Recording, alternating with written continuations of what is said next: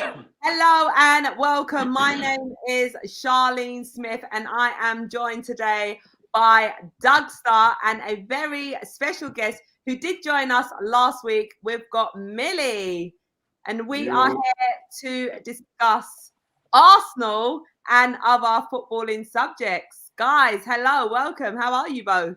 We're good, Jenna. What are you saying to me? All good over here. How are you, Millie? Good after that win on the weekend, I'll be honest. Yes.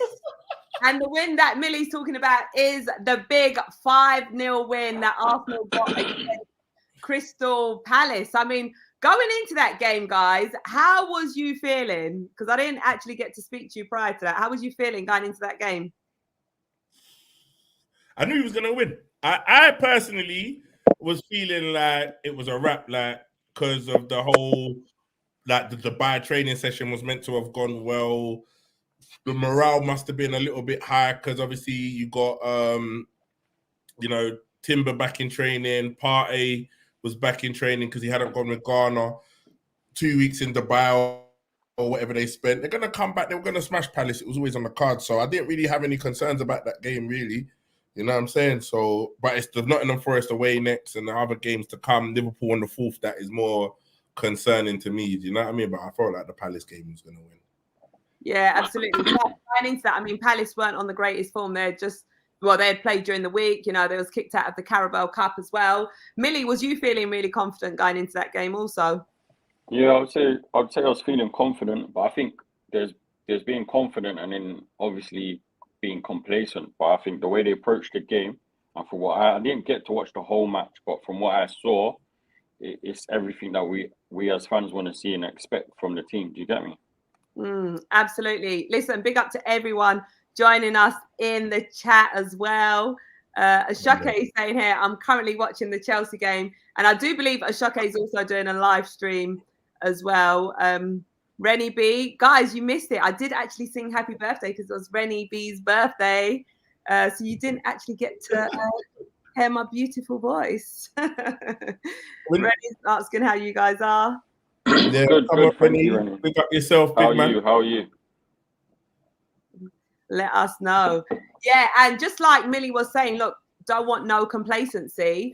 That 5-0 win, do you think that sort of paints over the cracks a little bit of, our striking force? Do you think that just sort of calms it down a bit? Or do you still feel like, look, guys, let's not forget what the issue is at the club? I don't even think like it paves over the cracks. Like, yeah, we're crying out for a striker, but it's like even like me and my boy was talking today, like earlier, it's like in a different day, all them chances we're creating, you put them in the back of the net, you're winning games 5-0, 6-1, whatever, like 5-2, whatever. So I don't think there was any cracks. It just as the ball wasn't going in the back of the net. And right now, I think the team and the fan base panicked when we dropped points. So I feel like yeah, man, that game doesn't cover cracks, but it was needed. Do you get me? 100%. That big boost of look. Big boost. You get me? We can find the back of the net.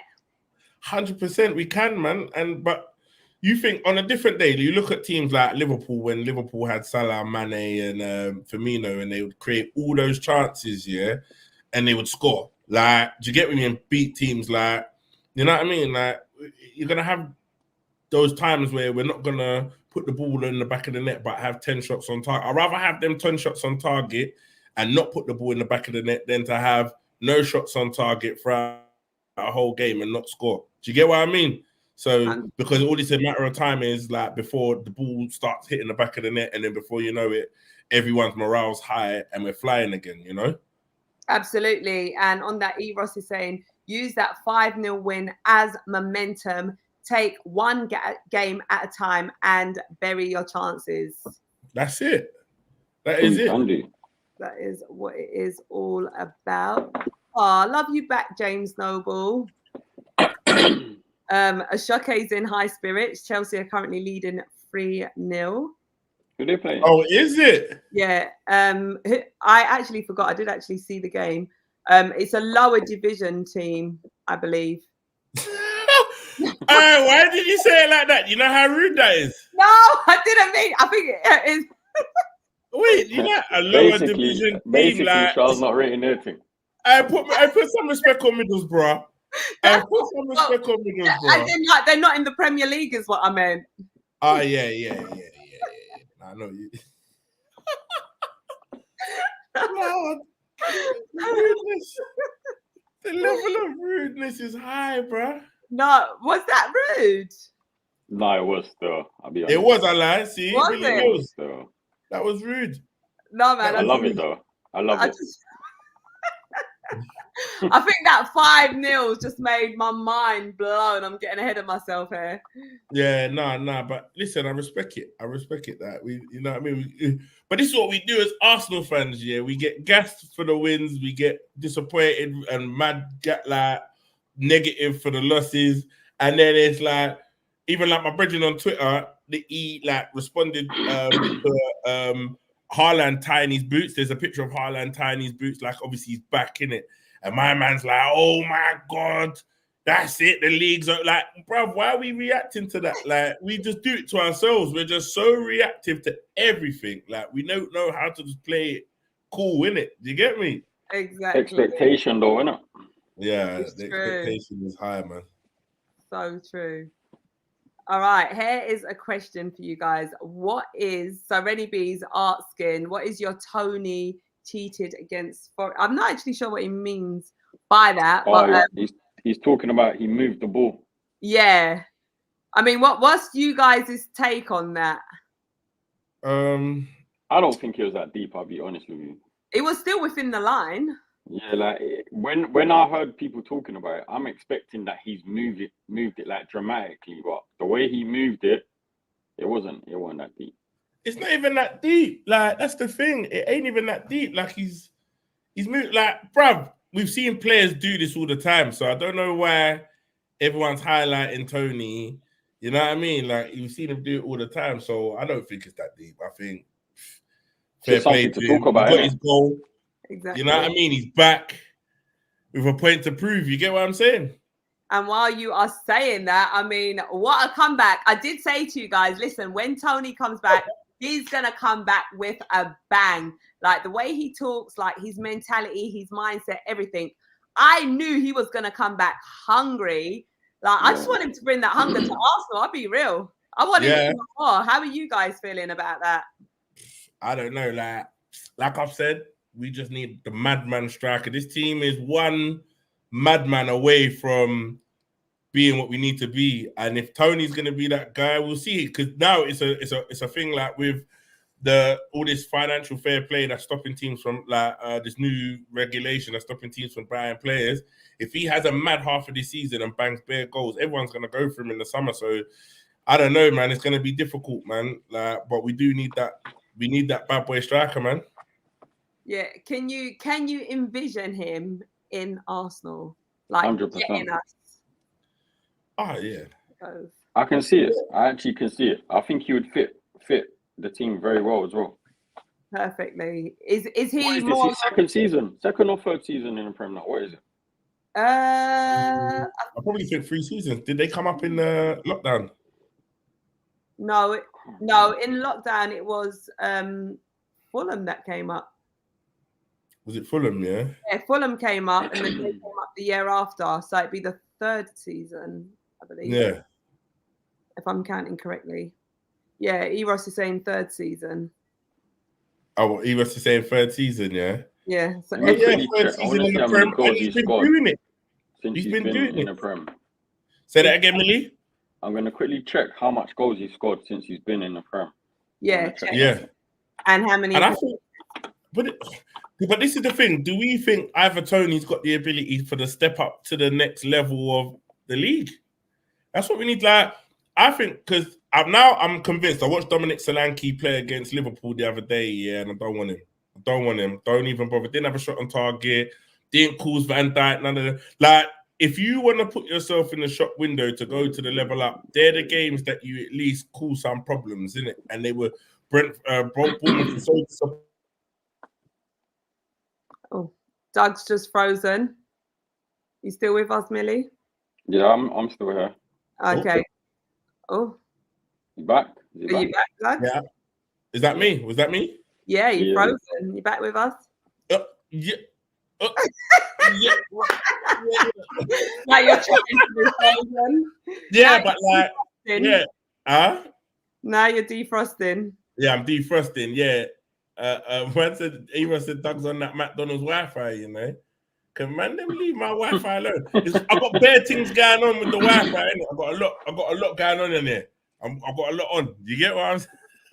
But yeah, man. I just think, like, do you not feel like Dominic, like he's got, like, Tony's got the ability to go up to that level to be a 25? Because you got to think, reality, we need a 20+ goal scorer. Well, on here, it's saying that in complete league goals, he scored 33. 33. And in 2022-23 season, he scored 20 goals in the Premier League. Did he? Last season. Yeah. 20 goals. In 33 appearances. How many of them were pens? Oh, it don't matter, bro. Goals are No, goals. because I know he did score a lot of pens that season, innit? Yeah, even if you take 5 of those or 6 of those, it's still 16 good. goals, still better than Nketiah and Gabriel combined anyway, innit? Exactly. You know what I'm saying? Still better than what we got combined. You know what I'm saying? So there you go. I mean, that kind of answers that. And don't forget, there's also Mbeumo, who's also scoring goals for Brentford as well. So they play well together. Yeah, really well. But another thing to factor in is Mbeumo's out injured at the minute, isn't he? Yeah, so even in no one, I think the way things are set up right now, no one can actually buy this transfer window. So I honestly feel like Arsenal's not going to do any business this window unless it's a loan deal. Yeah, I'm really like, let's just be realistic. I don't think like Arteta's already talking like talk like the players that we got are good enough. Like, do you get what I'm saying? Like, we got to get behind the players. That they know they can't spend any money. I think this whole financial thing's just fucked everybody, so it's not going to really work. But you know, yeah, and I don't see Brentford letting him go as well. They stuck by him with this whole ban thing. He owes them at least half a season. Do you get what I'm saying? To make sure that they're safe and do whatever. The way they presented him on the weekend was different. Different level, boy. Well, what did they do? I didn't see it. What did they do? I'm hearing he was all playing the Undertaker music and that. No way. That's what I heard. I don't know if it's true. And then he had the captain's armband. Ah, yeah. They're doing a lot. And then they say Balogun would have been great. I heard what is Balogun doing bits in France right now? I don't know. I haven't really been following it. I haven't seen nothing on socials. No, me neither. The stats there, Millie, please. For Balogun. Yeah, I get that. I got you. Because don't forget as well, before he went over, he was doing really well. Yeah. And I know Monaco are actually playing good football. Like, I know that they're actually doing all right. So there could be a strong possibility that they're doing their thing. But like, I don't know, man. But then I just feel like he fell out of love with, like, Arteta weren't having it. Like, and the thing is, once Arteta don't want you, it's a wrap. Do you get me? Well, on here, he must be injured because on here it's saying 15 matches, 4 goals. Oh, really? Yeah, so, yeah, Balogun wouldn't have been that guy neither. Okay. I know last season he scored in almost every game he played in. Yeah. And then I remember, I remember there was a lot of noise around him. A lot of noise. He was meant to go into Milan at one point, wasn't he? How much did we sell him for? Was it around the 20 mil mark? I'm not too sure. I think it might have been around 20 mil. Dead money, isn't it? I don't know. Might have been, could call it dead money or good money. Either way, we got rid of him. We move, innit? Do you know what I'm saying? What's next? I think he's got a sell-on clause as well, though. Hopefully he has to bang out so we can make some money. Yeah. I think Nketiah is the next one. Nketiah is the next one to go, man. But I'm sure I heard Arteta say something about, look, he's part of the plans. Like, he's going to hold on to Nketiah. But he has to say that, though. I feel like because they probably know that they can't afford to bring in a striker in January, he can't be out there saying that, you know, or Arsenal can't come out and saying they're open to, like, just get rid of him, because then if they can't replace him or bring anybody in January, then they have to keep him. And then already now he really goes into the second half of the season knowing that he's not really wanted. Do you get what I'm saying? Yeah. So he's like, right, you got to keep him a part of the plans because, you know what I mean? Like, right now, are we going to spend, like, you guys, let's be real, like, if we was really buying a striker, we should have at least put some deals in or put a bid in on something by now. Halfway through the transfer window, and the only team that spent money is Tottenham. It's so true, unless we are doing business that no one knows about. Yeah, I see that. Tomorrow there might be an announcement. XYZ has now signed for us. You're always optimistic and hopeful. You're always optimistic and hopeful, Char. You have to be. Well, sometimes I'm just a bit too much. What's the date today? 23rd of Jan. So we've got what, about just over a week? Oh, mate, yeah, just over a week. And this is what we do. Like, I think it's dead. I don't think we're bringing in anyone. What is it? Would you have kept Balogun instead of Havertz? I don't know. I guess this one is, when you sort of look at the two players, I guess Havertz, he has got a track record, you know, everything that he was doing prior to going to Chelsea. Yeah. So I guess he is a bit more established in that respect. Mm-hmm. So I can understand. Definitely more of a credible player, isn't it? Yeah, exactly. Yeah. 100%. More experience and everything. So I can understand 100%. Why, you know, Arteta done that. Yeah, a lot of people's been moaning about this purchase, but I actually like Havertz. I can't lie. I'm not really like, he ain't done like, he hasn't really. What has he really done wrong this season for everyone to be like keep bringing up his name? Yeah, exactly. I don't know. Is it sometimes just easier to just, you know, pinpoint someone and just sort of put the blame on them? Yeah, but I think everyone always wants to just have someone to attack like this. Yeah. Like, if we're not as fluid as we was last season, it's because he bought Havertz. Do you get me? And let Xhaka go. But I guarantee if we was like top of the league playing fluid football, no one would be talking about the Havertz signing. It's just like looking for an excuse. Oh, well, that money could have gone to a striker. But then if Nketiah and Gabriel had been banging in goals, no one would be talking. It's just like, it's always just looking for something, innit? Someone to blame, innit? It's so true. And that's sort of, unfortunately, what I feel like Havertz is experiencing. But I don't feel like everyone's onto him like that, though. Yeah. I feel like it's a small faction of people that keep questioning the signing. I don't think. Do you reckon it's our fan base, or do you reckon it's other teams? I think, you know what I think it is? I think other teams are initiating it because the money that we spent in it, like, and they're saying, well, the return isn't matching, but he hasn't even finished the season. The season hasn't even finished with him in his first full season. Yeah. So it's a bit. I think it might just be a little bit of pagans, you know, people trying to throw dirt on us. Yeah, exactly. I agree with you, Millie. Yeah, 100%. Yeah. And Joel is saying, Charlene, would you keep Nketiah? I mean, I personally would keep Nketiah. Why is Doug choking? Oh no, I was coughing anyway, but like, you know what? I know you're just like you're very patriotic with Arsenal. Like you're very loyal to the players and that. But let's face it, like Char, be real. Like, do you feel Nketiah has the ability to go up another level? Yes, because he's still young, and I've seen his improvements. If I compare the two, Eddie and Jesus, I feel like we perhaps get a little bit more out of Eddie than Jesus in terms of scoring goals. What you saying, Millie? What are you gonna say, Millie? Come on, be real. All right, I'm gonna just keep it 100 in it. If I'm building a team at Arsenal, the history, the structure, everything we have, me personally, I don't see Eddie in them plans. That's just me keeping it 100. I think I hear what you're saying, Shaw. There are like positives that he brings, but I just don't think, you know, when you look at an Arsenal team and you wanna see certain players in certain positions, I just don't think he meets it personally. I just don't think he. I think it's just a bit of a big task for him. Yeah. Big task. You think about the hold-up play.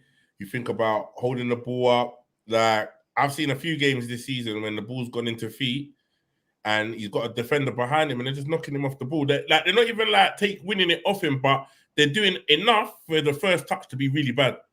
And then that first touch, he gives it away. Like, there's like that you want a forward, or like you see, like, you play a ball into Ivan Toney, you're not gonna be able to bully him. Like, you want a striker, or even someone like the skillfulness of a Suarez and an Aguero, where they get the ball and they can turn, or they'll feel that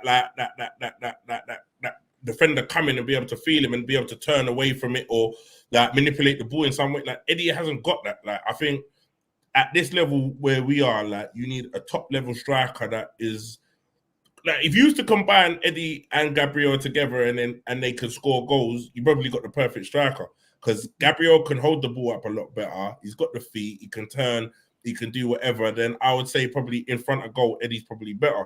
Do you get what I'm saying? But individually, they just don't work. Do you get what I'm saying? So that he's not. I just feel, but now I'm struggling to even understand who the striker is that we need, because there's few out there that are really that magical anymore. Do you get me? And they're not the same. Exactly. A question to you both: if we was to get in another striker and we had to sell one of the strikers that we have, which one would you sell out of Eddie and Jesus? Both. So Man said both. No, I'm saying Eddie. I'm saying Eddie. It comes as a package. All right, let us know in the comments. What are you guys? Eddie. I will revert back to your older comments. I think you get a better return for Eddie, because he's still young, like you said. Yeah. I think I sell Eddie. 100% sell Eddie. Yeah, like Billy said, you're gonna get a better return for Eddie. You're not gonna get no money out of Gabriel. Like, I think with these injuries that Gabriel's having, we're gonna struggle to make any money off of him. I think the only place you're really gonna make money is sending him to Saudi Arabia or China. Like, he's not gonna go Italy. He's not, like, I don't think another Prem team will come in for him. Maybe, but then we're not gonna get but we're lucky that we just didn't pay over 40. We paid 35 mil for him. So if we could get 30 million for him or 25 mil, I think that's a good buy. But him coming out and saying he's not a goal scorer, it depends what another manager sees in him. Do you get what I mean? Jokes. Do you know how wild that comment is, to come out and say you're not a goal scorer, but you play in the 10 or the 9, like, or whatever? Like, it's just crazy. You know what I'm saying? The number 9 shirt as well. Yeah. So the only way we get rid of him is if the team's willing to take him and play him out wide, I suppose. Like, I don't know how we sell this brother on. Do you get me? Like, it's just mental. I don't think we need to sell him, though. I think we can benefit from having him. I don't think we need to sell him. I think you just got to put him on the pitch with someone with presence. Yeah. So you're saying keep Jesus, sell Eddie, Millie? Yeah, that's what I think personally. Okay. Michael's saying I'd send Eddie on loan to Rio de Janeiro for a year. Bruh, I don't know, man. I don't know. But then I think what Millie says is right. Gabriel will get more out of. Eddie has to go. I reckon Eddie's a 40 mil plus striker, though. If Palace, I'll be surprised if Palace come in and for him, because Palace are interested for anything less than 30. I'll be very surprised. Like, if Willock went for 35 to Newcastle, Eddie's got to definitely go for 40 in it. Do you get what I mean? Yeah. You know what I would like to see happen in this transfer window, which I think is a bit far-fetched, but I'd love to see, is Elise and Nketiah swap deal. Oh. I've seen it on Twitter. I've seen it being mentioned. I don't know if you've seen it as well, but I've seen it a few murmurs on Twitter about that happening. You know, Palace want Nketiah, and obviously Elise is looking like their only asset that they're gonna have to sell. But he need to sign a new contract.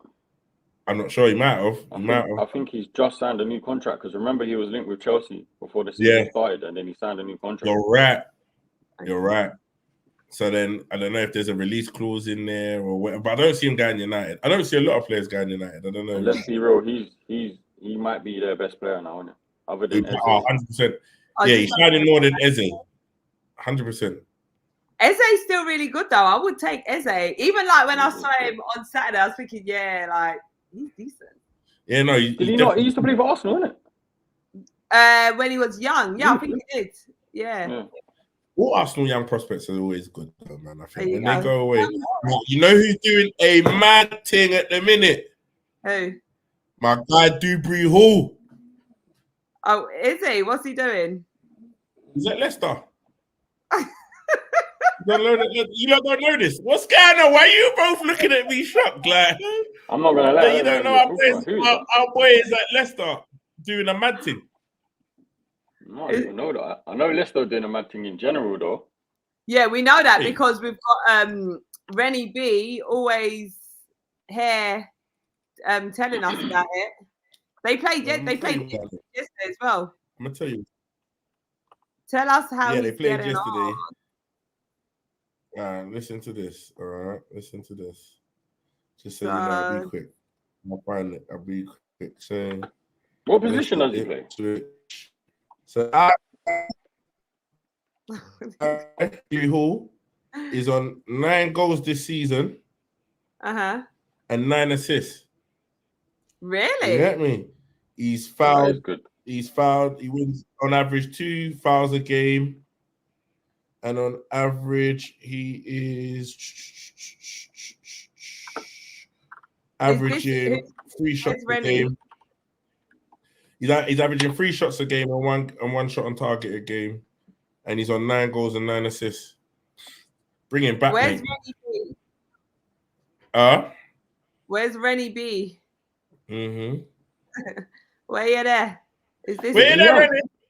Yeah, he's a youth man. Top of the championship. Yeah. I can't actually see him here. He'll be. He's not there.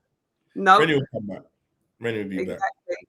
Oh, up the tractor, boys, says Graham. Are you sure? He's 25. That's not young. Oh no, that must be the wrong one then.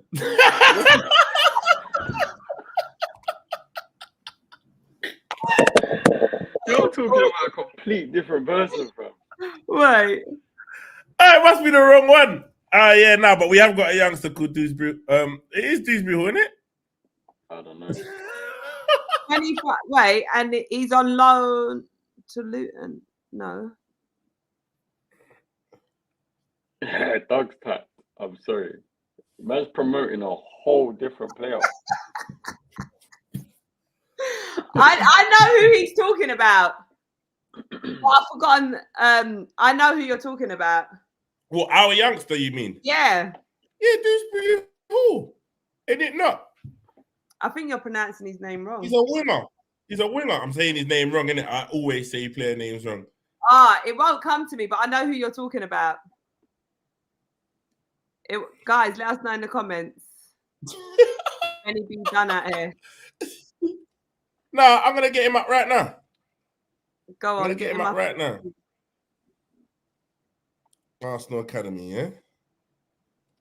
Arsenal Academy.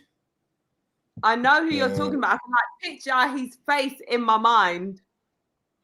All right, someone is suggesting, so we put Jesus on the right wing, Martinelli up top, Trossard on the left. What saying Saka needs competition? What do you guys make of that? That could work. He's never done that though, has he? He's never ever tried that. So Jesus, Martinelli, Trossard. I want to see that now. The only problem is you're going back to the same thing of the ball won't be held up. That's the only thing. Yeah. Yeah. I think they'll do good counter-attacking and breaking because having Martinelli in that central role is electrifying. Like you put the balls in the right places, you know he's going to get there. But to try and keep the ball in their half and you want him to hold it, I don't know if he'll do that. Yeah, that's true. That is so true. Would you prefer Martinelli through the middle? I want to see it. I'm not going to lie. I want to see like a good run of like maybe 5-6 games of seeing how it can work and seeing what he can do. Yeah, no, 100%. Doug's still trying to find. Wait, I'm just trying to find. Yeah, I'm trying to find the players, but Havertz seems to help Eddie play when they play. Okay, this is it now. I found the academy players. Martinelli would cook defenders with his pace, mate. I love to see Martinelli run. I just love it. It just excites me. All right, so it is. Wait. Koza Dubry. I think I just saw that. Wait, that's our proper youngster. Yeah. Academy player, Koza Dubry. But I could have swore his name was Hall on the end of it. That's not who I was thinking. Is he at Leicester? Nah, that's not the one that's at Leicester. Nah. Because I'm thinking. Yeah, that's not. Yeah, because now I'm looking at the men's team. Unless he signed a pro contract, he's not in the men's squad. I think they're all playing under 21s, isn't it? Yeah, they're not in the men's squad. So imagine we still got Tavares and Lokonga on the books. What the hell is going on? Wait. Where's Tavares? Is Tavares at Nottingham Forest? I don't even know what.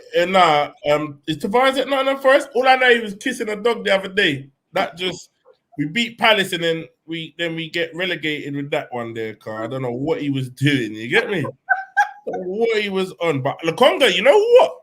Lokonga's actually playing well at Palace. I thought he wasn't getting any minutes. No, at Nottingham Forest. He's been playing. Tavares. No, Lokonga's at Nottingham Forest, isn't it? Oh. Is it at Nottingham Forest? I thought it was Tavares at Nottingham Forest. No, I think it's Tavares, though. Yeah. No, it's it is. Let's see. Yeah. What, Tavares at Nottingham Forest? Yeah, let me.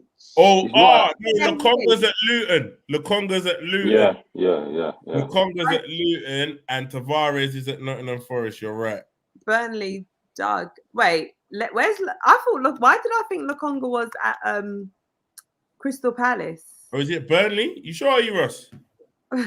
I'm just getting everything wrong today, man. What's going on? No, Lokonga's definitely at Luton. Yeah, he's at Luton. I'm pretty sure he's playing with Ross Barkley and that, isn't it? Yeah, he's at Luton. Yeah. Oh yeah, he was at Palace and now he's gone to Luton. Mimi on the stream says, Doug, your facts are a bit off. Normal. Mimi, normal. Not normal. Normally, I'm normally on point, Elisha. Be real, Shah. I'm normally on point. Come on. Definitely not with names. Not with names, but I'm normally on point with facts. I never normally come to the table with no facts. You get me? Yeah, that's true. Just the names that are different. Why is your stream not coming up? It's not even coming up. Oh, what, mine? Yeah. It should be. It's on. No, it's not coming up on my thing. What's his? There you are. Your boy Graf on the stream is saying United for the Prem. I don't know what he's smoking. Where are you reading this from? Somewhere else? Yeah, on my because I've got the stream on, so I'm streaming at the same time. So okay, I'm live on Twitch at the same time, and people are commenting in the comment section. SKT says a roller coaster of emotions. I think he was talking about we were talking about Arsenal fans earlier. And your boy Graft, which is Kojo, big up Kojo, is saying United for the Prem, which he's always talking Prem talk. I mean, United. I don't even know why you'd even come in and even type that. He must have banged his head. Is that your mate that you guys brought on the stream the other day that was like, yeah. I'll say that's a joke. Yeah. He just comes out with nothing but foolishness. Nothing but foolishness, bro. So, Char, quick one, yeah, Millie, quick one. How do you feel like now they're back from Dubai? We beat Palace. How do you feel like the second half of the season we kick on? What are you lot saying? What do you lot reckon? What do you reckon is going to pop off? And what do you think about the other teams around us as well? Do you want to go first, Millie? You want my honest opinion? Yeah. Honestly, I think we'll do all right. But I think we're gonna fall short. Mm-hmm. My heart says we're gonna fall short, and that's only because I don't think we're gonna make the signing that we need to help us in them games that are gonna get us over the line. Mm-hmm. I'm saying top four. I think we make top four. Top four. I reckon. I reckon if we get a striker this season, this transfer window, then we can really push on for the title. My fear is injuries, and like I see you laughing. And I feel you. I feel what you're saying, to be fair. And just not staying consistent, because we do get these bursts of just picking up results and doing amazing. And then, like Millie's saying, you know, we might just fall short a bit. So I do sort of fear that, but I want to keep positive and think, look, we're going to get someone in, a couple of players maybe, and push forward for the title contenders. I am fair in Liverpool. I did see that Mo Salah is injured. I am sort of fair in Liverpool a bit. Yeah. But I think we're going to be up there. Yeah, I feel the same. I think we're going to be there. I think we're going to be there or thereabouts. I think though, if Partey comes back and he don't look like he's going anywhere this transfer window, yeah. Although there has been talks about him, and then we was linked to another defensive midfielder as well. Yeah, the one that plays for Everton, right? Yeah. Or the new one. Yeah. And there's another one today as well that we got linked to. Zumbundia. Yeah. What, could you is it Real Sociedad defensive midfielder? Yeah. Okay. But what I saw was that they've agreed a deal in the summer, so it's not going to happen now. Zubamendi. Yeah, that's what I said. No, that ain't what you said. I just think, listen, though, I did say something along them lines, but I think though, yeah, if Arteta plays, if Arteta plays like the Partey, Rice, Odegaard midfield, and then you think with Timber back, with Tomiyasu back, I think we can push on. I don't actually think we've played our strongest 11 all season. Do you get what I'm saying? And then I think with that stronger midfield, I don't think people realize how much of a difference Partey makes to that team. And him being missing this whole season and not really actually playing any games has really cost us. I think we'd be a lot more fluid. He breaks lines. He passes forward. I think also Declan Rice would learn a lot off of him, because you think he's been injured, so he's not even been in training. So it's like there's certain moments where Declan Rice will play the ball back, or he'll bop it back like one up, like where Partey will turn and run into the space and then create a forward pass out wide or whatever. Like there's so much things that Partey does that is just just so different to how Declan Rice is. But then also I think both of them playing together would make so much of a big difference as well. Do you get what I'm saying? So I think like if we can get him playing in the middle and like you say, whether switching it up, playing Martinelli in the middle and playing Trossard out wide, I think we can go on a run and get things popping off. I do think we can do it. But you know, one thing you're actually forgetting though is those what Partey, Tomiyasu, them players that you're like are gonna make the difference, and Timber, because Timber's coming back from a big injury. Yeah, it's a lot to ask. These are players that always let us down with injuries. So even if we do start to get on a run, it's like, how long are we going to keep this run going until one of them get injured and then the piece of the puzzle falls away? Yeah. That's the problem. That is the problem. Their reliability, they're not reliable. I think Tomiyasu and Partey's had how many, injuries since they've been with us?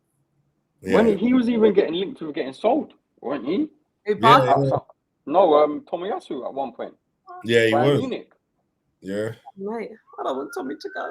I don't want Tommy to go. I think Tommy's actually really sick, and I think he's so versatile. But I just feel like this season, at no point have we had a full squad, like a full strong squad. We've never been able to play our strongest team, and I think if Arteta can get that to happen, and I think we might finish the season stronger. Like I still feel that Liverpool, even City, maybe they've all got wobbles in them. I don't feel like that everyone's gonna just like Liverpool. Don't get me wrong. Yes, they're playing more and they're getting the points, but I think that's because other teams ain't particularly turning up against them, so they are getting those wins and they are scraping those victories. But I don't actually think they're that much of a great side. That's just my personal opinion. No, but you know what Liverpool have done that they weren't doing last season? They've shored up their back again. Their back line is not looking like how it did last season. That Kanate, yeah, he's if anything, he's their best defender, I think, like right now. Do you get what I'm saying? And him and Van Dijk together are a strong partnership. Do you get what I'm saying? So yeah, if you can stop goals, you're always got the chance of winning games, isn't it? That's what they're doing. Yeah, because Bournemouth, the first 20 minutes, half an hour of the Bournemouth game, Bournemouth all over him. They were able to weather that storm. Some big blocks came in. Kanate did a big block in the second half, I think, at 1-0. And then they go on and win that game, 4-1 or whatever it was, 5-1. So it's 5-0, sorry. So, yeah, man. They are dangerous. And City obviously are dangerous as well, man. But I think we could be there or thereabouts, man. I wouldn't write us off. We need to be having that title. Arsenal are dangerous. Yeah, that's what I'm saying. But like, until we get that prolific guy up top, man, it's always gonna be like this. Like I feel like right now, like I feel like until we get that player that's gonna come in and just really like carry this team on their back and be the main guy at Arsenal and score the goals and put the ball in the back of the net, it's just gonna be there or thereabouts, isn't it? So either that or Arteta goes back to what he was doing last season with making them just play very offensive. Yeah. Because I feel like that's the one thing that's changed from last season. We had that fear where everyone was scared that when we got the ball, we'd break so fast and so direct that's how we was winning our games. So now we've become a team that's like controlling the game, if that makes sense. So it's like he sacrificed that way of playing to now be the team that dominates and keeps the ball, but then we've lost something. The balance is hard to get. Yeah.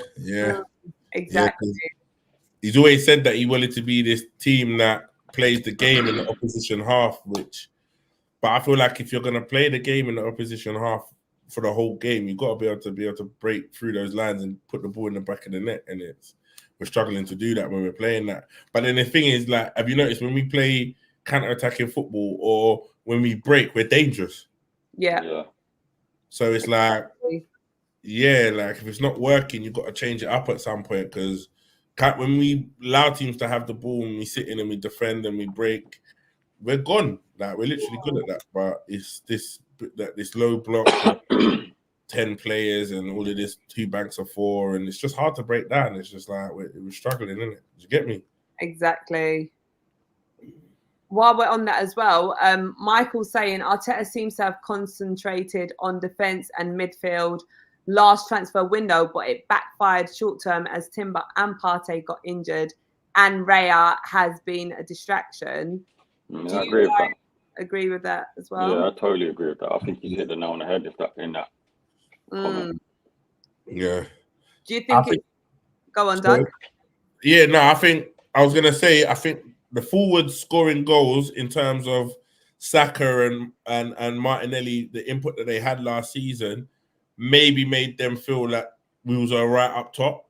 And Gabriel, maybe thinking Gabriel's got another level to go up and kick on and score goals, because he can score goals, but he also misses a lot of chances, isn't it? Gabriel Jesus, you're talking about? Yeah, Gabriel Jesus. So he maybe felt like maybe he needed to show up the back where you got someone like Timber that's versatile, that can play on both sides, and getting Declan Rice in and stuff. But then I think he also messed up, because I don't know, not messed up, but then it's like, to accommodate everybody, I feel like the Havertz, I said it before on the show, like I feel like the Havertz signing, even though I do like that Havertz and I do want him to do well, I feel like he overcompensated that signing for it, then playing Partey at right back, to have everybody on the pitch at the same time.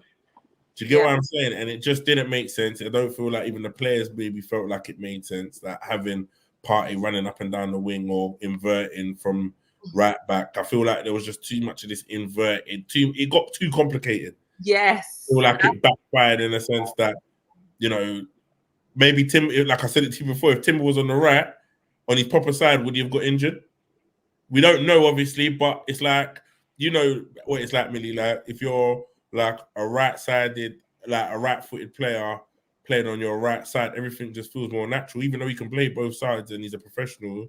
I just feel like some of your movements when you're playing on the wrong side of the pitch can maybe hinder you, innit? Do you get what I'm saying? I guess you could say that, but at the same time, I think it's hard to put it down to that, innit? not putting it on It's them. a freak accident, isn't it?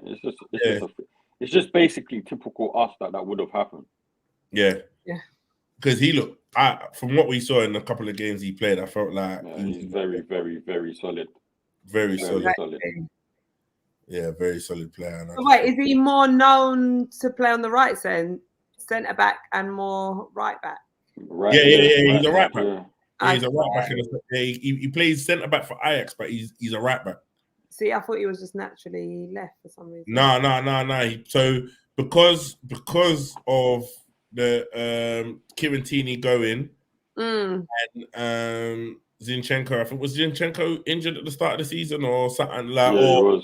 He was in it. So he put him on the left and put Tomiyasu on the right, which I get it. That's a strong back four there provided, but then obviously he got injured. Then Tommy had to go on the left and then bring Bren White in, and it was working and doing whatever. But then Tommy got injured. Then Zinchenko had to come back in. And the thing with Zinchenko is that at some point they got to realize when to take him off. Do you know that, bruv? Like in the 70th minute onwards, if we're winning, bring him off, because at some point he's gonna get roasted. At some point he's gonna make mistakes, and you got to think some of the points we've dropped has been down that right hand side or the left hand side, if you whatever way you want to call it, where he's made mistakes. Yeah, it's because he's more suited to going forward than he is defending. That's just a straight fact. Yeah, it's very evident as well, Millie. Yeah, so it's like you're saying that maybe at the 70th minute you're winning the game comfortably. You just bring on someone that's going to hold it down and defensively. Oh yeah, 100%. With Kiwior, we do see him playing in that left back position. He's been linked with a move. I mean, how do you guys feel about that? I actually like Kiwior. I like him. He's young. I haven't seen enough of him, I'll be honest. Yeah, I feel he's got mad potential. I just think with Kiwior that he's gonna get linked. Like he's a pacey centre back. Like he's got a lot of pace on him as well. He's tall. I feel like there's a lot of potential. He's a Polish international. But I think if you've got good players, it's natural that they're gonna get linked away from the club, innit? People are gonna be interested. But I just don't think we should sell him just yet, because then you sell him, they're always gonna Arsenal forever looking for defenders. So why sell defenders to have to then look for another two? Like I feel like we're always in the market for defenders for some reason. Exactly. So there's no point, you might as well just keep him in it, But then where has he come from? Atlanta, right? Was it Atalanta? So. Florentina, yeah. But he played centre back, no, for them. Yeah, centre back. See, but look, you got to look at it as this: you come to Arsenal, and right now we probably have the two best centre back partners in the Prem, if not in the world, right? How does he get a chance? He's not gonna. Yeah, but this is the problem. But I don't think he was brought in as a replacement. I feel like sometimes you just need cover. He's going to be cover. You need cover. You need potential cover and young cover, because the younger players are going to be more inclined to be patient. Do you get what I'm saying? They're going to want to play minutes, but if you, like you say, if you're playing in a team where like you've got the two best centre back pairings, why would you not want to stay and learn the craft and watch these guys do their thing, innit? Do you get what I'm saying? And then the thing is, he does get moments. Like he's been played at left back. He has had moments where he's played at centre back. So, but he has to take them chances. Like you think last season, his first game, or when he did get a chance to play in Europa, he had a mare. But then he came in and played the second game a little better. But he just got to take his chances, innit? But I can't see him keeping Gabriel out the team at this moment. But 100%. No chance. We cannot disrupt that centre back pairing. No. And you know what it is? They complement each other so well because they're so different. Yeah. But it works. You got one with composure, and he just looks like a Rolls Royce on the pitch. Then you got the other one that's just nasty, strong, aggressive. Like it works so well. It works. I think finally though, we've got a good centre back pairing. Look at the days of David Luiz and Koscielny. Oh, mate. God, that was like so long ago. No, you wanna go even worse than that, Mustafi. What was the Greek one? The Mustafi Stiklo. What was his name? Stickler. What? The one that had the long name, you know, the long way. I'm never going to try and pronounce it. You know what I'm talking about, though, innit? With like the Greek man, but is Martin Keown and Tony Adams. Is more Martin Keown in the Adams, but yeah, 100%. But Martin Keown had his Martin Keown was an invincible. Literally. So, and also, I feel like, why would you want to leave? Like, Arsenal is one of them clubs that are run so well in terms of their finances and whatever. Like, a year from now, 2 years from now, providing we can make money off players, they're gonna bring in mad talent. So why would you want to leave? And where would you go? Papadopoulos, that's it. Yeah, Papadopoulos, that's the guy. Yeah, Graham Robb knows. Yeah, man. Where would you want to go though? Like, let's face it. Like, listen, like, really and truly, I feel like we've got the potential, like, to be able to spend some money in a season or two from now, which we've been doing that anyway. But I feel like we recoup some players. Where are you gonna go? Where's he gonna go? I don't think it's him though. I'll be honest. I don't think it's he wants to go anywhere. I think you just think there's rumors. I think it's just people trying to unsettle us. Doesn't make sense why he'd want to go anywhere. Everyone's just trying to unsettle us, man. Everyone's just chatting about Arsenal. It gets on my nerves, man. That's what happens when you're the best. Leave me alone, you know what I'm saying? I know, man, everyone's probably watching this now, just screaming. These lot chatting about Arsenal. This is all they ever talk about is Arsenal. What else is there to talk about? You know what I mean? Like, we could talk about Chelsea, but nah. Actually, Ashake, you still with us?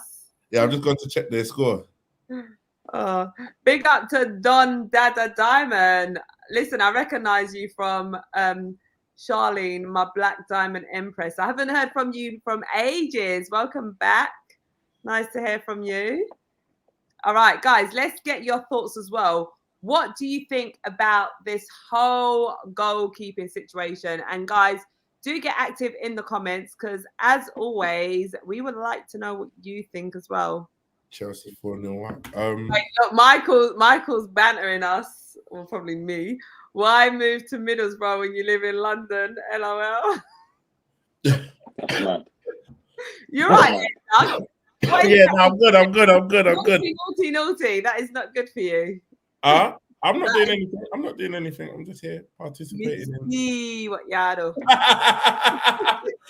All right, what, the goalkeeper situation? Yes. How do we feel about it? Yes, let's get your thoughts. I just feel like the media made a mountain out of it, man. Like, they don't, like, this is the thing. Like, Ramsdale's not even England's #1 keeper, isn't it? Yeah. Mm-hmm. Like, there was the whole song and dance when we bought him. Now all of a sudden he's not even England's #1, but then all of a sudden they're making all this hype because Arsenal's bought in another keeper that they want to look at and have as a potential, like you know, two good keepers. And then I feel like the whole thing has been so blown out of proportion that it's made both keepers nervous when they play. Yeah. That was very evident at one point as well. Very evident. Like, Ray was actually sick at Brentford. I don't feel like he's a rubbish keeper, but I just feel that he's walked into, you know, he's thinking, I've got a loan move to Arsenal. I can go and prove a point. You know, you maybe never knew that Arsenal was maybe Arteta was maybe looking at bringing him in as the more safer keeper. But all the stats show that Raya is the better keeper, isn't it? Like, you look at all the stats and all the things that they've compared both. Raya is the better keeper, isn't it? But I feel like, I don't know, maybe against Palace was the first time I actually see him make saves.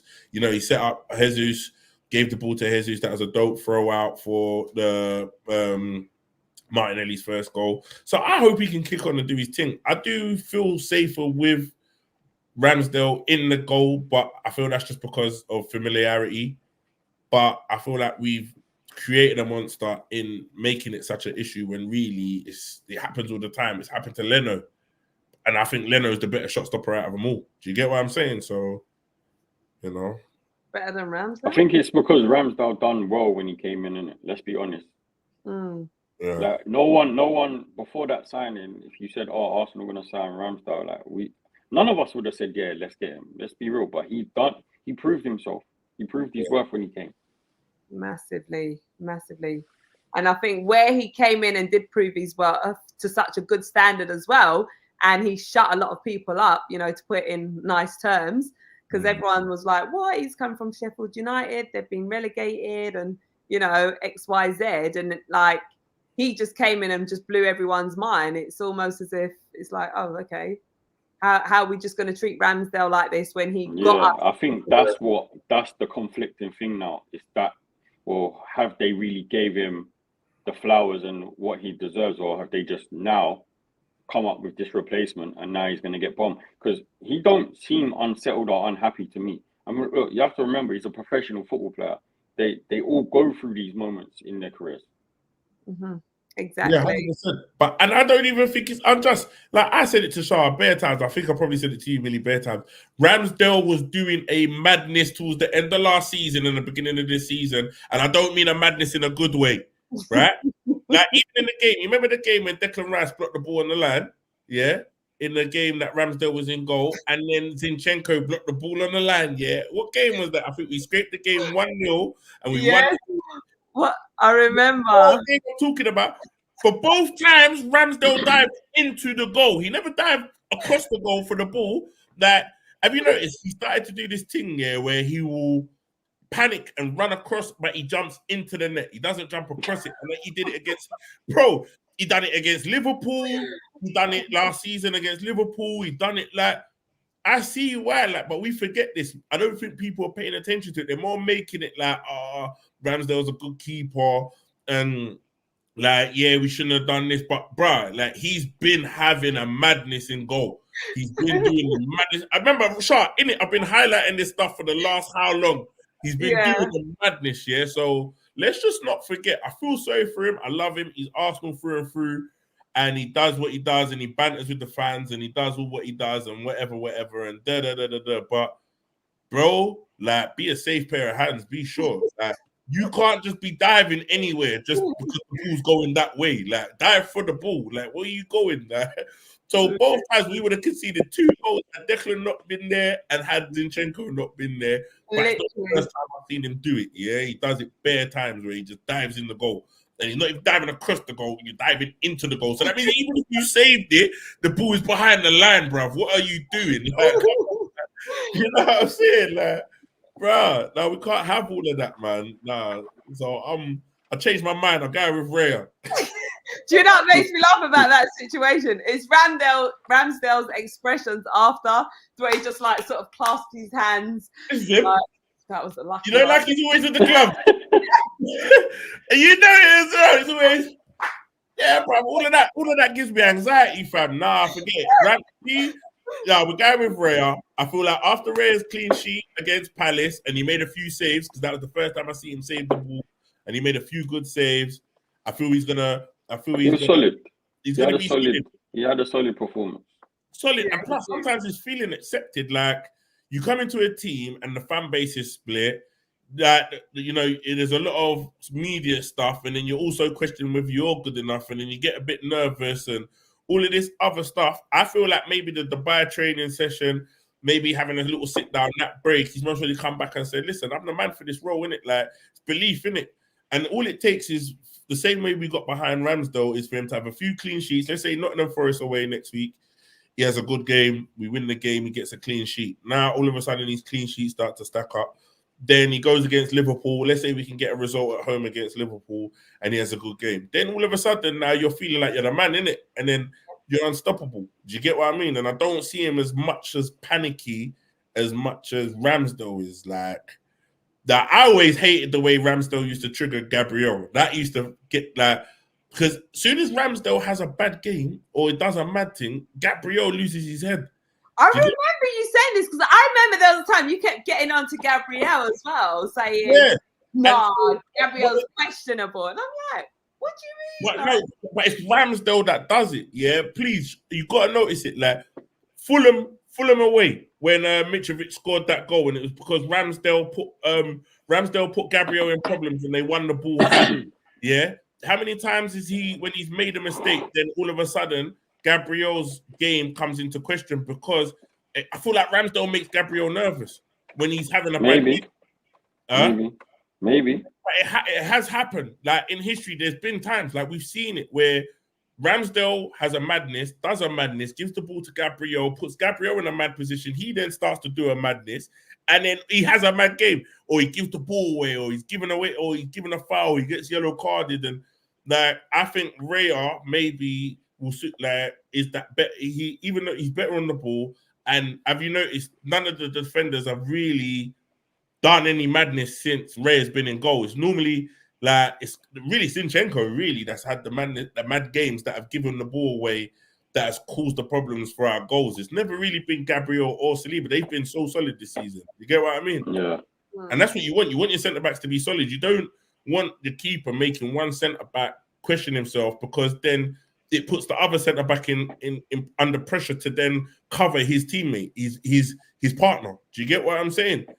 Because the centre back pairing is key. Do you get what I'm saying? So there's mostly so many things that Arteta has looked at, whereas us as a fan base hasn't really paid much attention to it and more just jumped on the media bandwagon as to why Raya most probably is the safer option and most probably is the better option. And Ramsdale could be a very good number 2. He could also take the number 1 spot. But if you think you're number 1 at Arsenal and you still don't get picked over, what's my man at Everton? Pickford. Over Pickford, that says a lot. If they're still picking Pickford over you as number 1 spot for England goalkeeper, why have we got an English goalkeeper and he's not number 1 and being England's number 1? That don't make no sense. Then I mean, if you're not good enough for England, how are you going to be good enough for Arsenal? Do you get what I'm saying? I think that might be politics, though. I'll be real with you. Politics, but he should be number 1. Like, let's say, I don't think there's a lot going on there. So, you know, let's see what Raya has to do. Just give him a season, innit? You know. And just while you are on that, I mean, Michael is saying, I don't know, Raya has been a bit scary at times too, though. And I can actually back that, because there has been times where I'm watching Raya and I've literally got my hands on my head and I'm like, oh my God, I can't watch this. Like, even in the Palace game, it was like he was going to pass the ball to their number 14. Yeah. And then passed it the other way. I was like, oh my God, like, it's almost as if he switched off for a minute or was just, I don't know, lost concentration. He does make me nervous at times. But I think the ball going back to keepers nowadays in this modern game just makes everyone nervous. Like, because it's like the game, like you think if you're playing any team that's top 10, like top half of the table, 10th and above, they're going to press you. Like you don't get the time on the ball, sometimes even the lower half of the table, you don't get the time on the ball. So it is harder for keepers where before you play it back to them, they'll have time, get their head up. Like now, the last 3-4 seasons, keepers get pressed. You get what I'm saying? Yeah. And they do make a lot of mistakes in that situation. So I think it's just one of those things that everyone's naturally nervous when the ball goes back to the keeper, and you see that the keeper's got like limited time to make a decision and get impressed, you know. But I don't know, man. We'd have to see how this one plays out for the end of the season, man, because you know it's going to be a debate that rows on, and I just hope Raya does well. Do you get me? Mm-hmm. Guys, get voting in the comments as well. Raya or Ramsdale. So Doug is going Raya. Millie, what are you saying to us? Wow, I'm saying Raya. 5-0 Chelsea. I'm saying Raya still. You're saying Raya as well, is it? Yeah. Same reasons as Doug. Yeah. I'm sticking with what Doug's saying on the manager's judgment. Yeah. Yeah. So, and to be fair, I liked him at Brentford too. Yeah, I think he was sick at Brentford.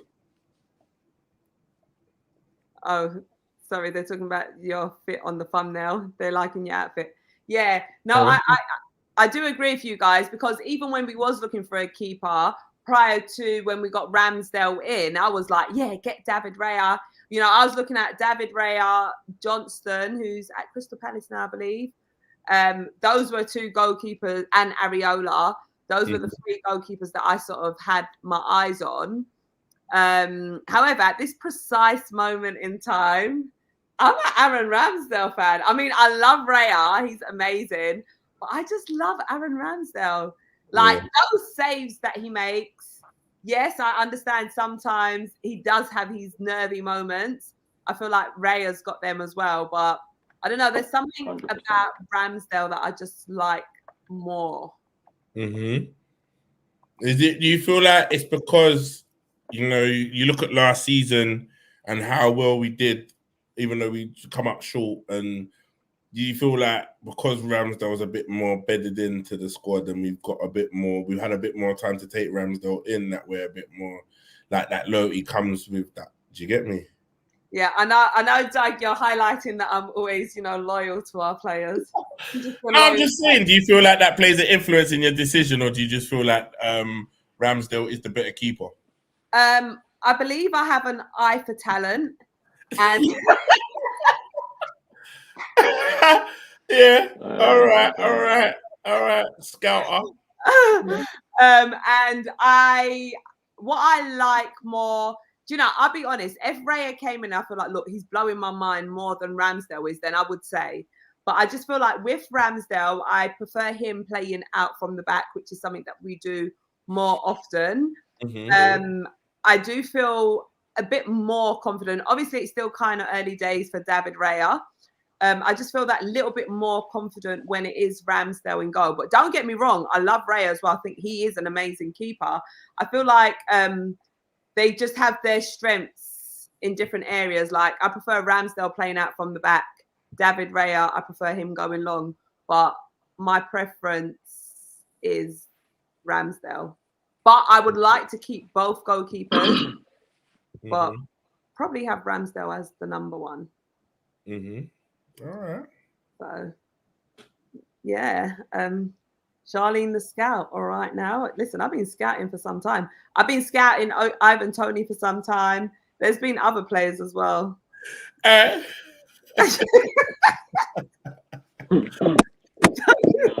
just finds me so. Yeah, so who's on your list of players that you feel like you've been scouting that are potential Arsenal players? Because I'm interested to hear.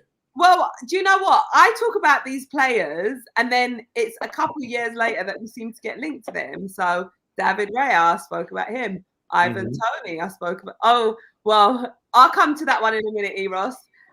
Ivan Toney, Dominic Solanke. I was looking at Philip Billing as well. I can't remember. What, Philip Billing at Bournemouth? Yeah. Well, you think he fits in our midfield? Not right now, but before he was a player that I was. Not a bad player, Sorry? You rate him? He's not a bad player. He's very tidy. Where would you play him?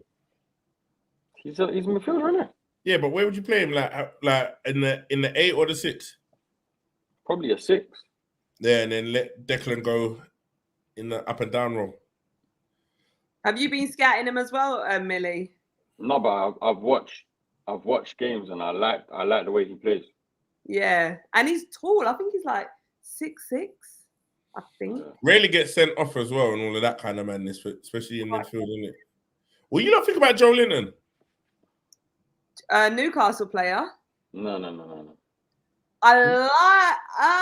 He's a failed striker that's been dropped into midfield. We're not doing that. Yeah, I wouldn't say.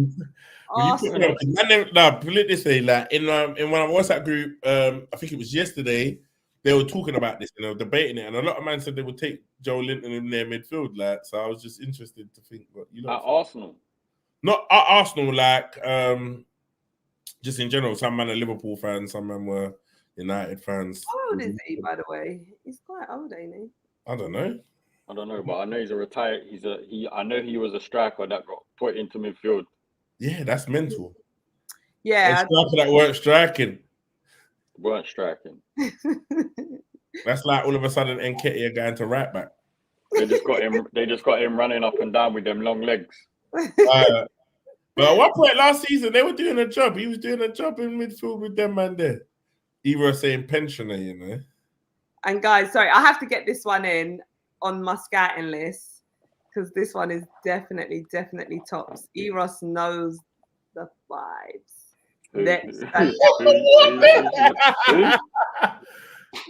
Paps. I'm scouting him for a different reason though. I'm actually dead. He plays the husband of Charlene Smith. Oh my god. And why do I feel like that now is a lead up to the whole singing starting now? Yeah. We're not even going there. Millie, I wasn't gonna go there, but No, we're not. Two if I against was one. to It's go not there, happening today.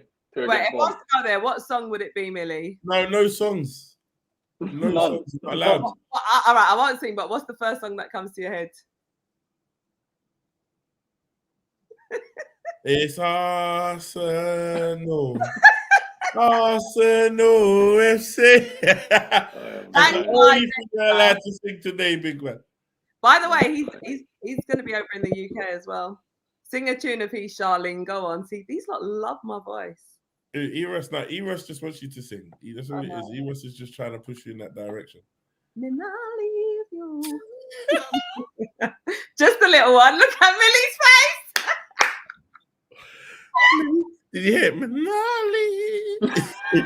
I didn't even know what that was. I thought that was a church hymn. I didn't even know what she was singing. That didn't sound like no bashment to me, bruh. That didn't sound like no reggae. He's dancehall. That didn't sound like no dancehall or reggae. That sounded more like reggaeton. All right. Guys, by the way, I've got something to tell you as well. So on my last Reggae gun. Reggae John, didn't it? Little John. Reggae gun. I said reggae gun. Something like that. Yeah. So on my last live that I done, because Ashoke actually came live with me, and we decided to do a talent show. Okay. Is this talent show night? Not tonight, darling. Maybe we'll wait till Friday. Maybe Friday. What are you guys saying? Are you up for it to be judging? No talent show, not today. I'll be watching. Do you want to be the judge? You want to be Simon I'll be the judge. No, you can't make me the judge because my math is crazy. Even better. Say it exactly how it is. Michael, now this ain't talent show night tonight. Instigating Doug, you already know what time. Yeah, I know what's going on. This is what I'm saying. This is how we get all of. Look, your boy Graf Kojo said, "Don't ever again, Charlene." What? OMFG. Don't ever try to sing that again. Guys, I didn't even warm up. Yeah, you better come back next time warm. Exactly. That's like going to lift weights without, doing your warm up first. You're just not going to do it. I forgot you're streaming on Twitch. Yeah. Big up to everyone on Twitch. What is your name on Twitch? Let's just put it here. Big Doug _27. Big Doug _27. Eros, I can't sing, family. Well, I think I can sometimes, but I would never do it in no form of tournament format or anything like that. Do you get what I'm saying? It will only strictly be like in the shower or when man's chilling. You get me? Doug, I'm sure you've sang on here with me like on a number of occasions. Maybe. I don't know. Maybe a happy birthday. No. I mean, I can't. Definitely. Listen, someone would have to bring that footage up. I cannot, from my recollection, remember singing any form of songs on here. You get me?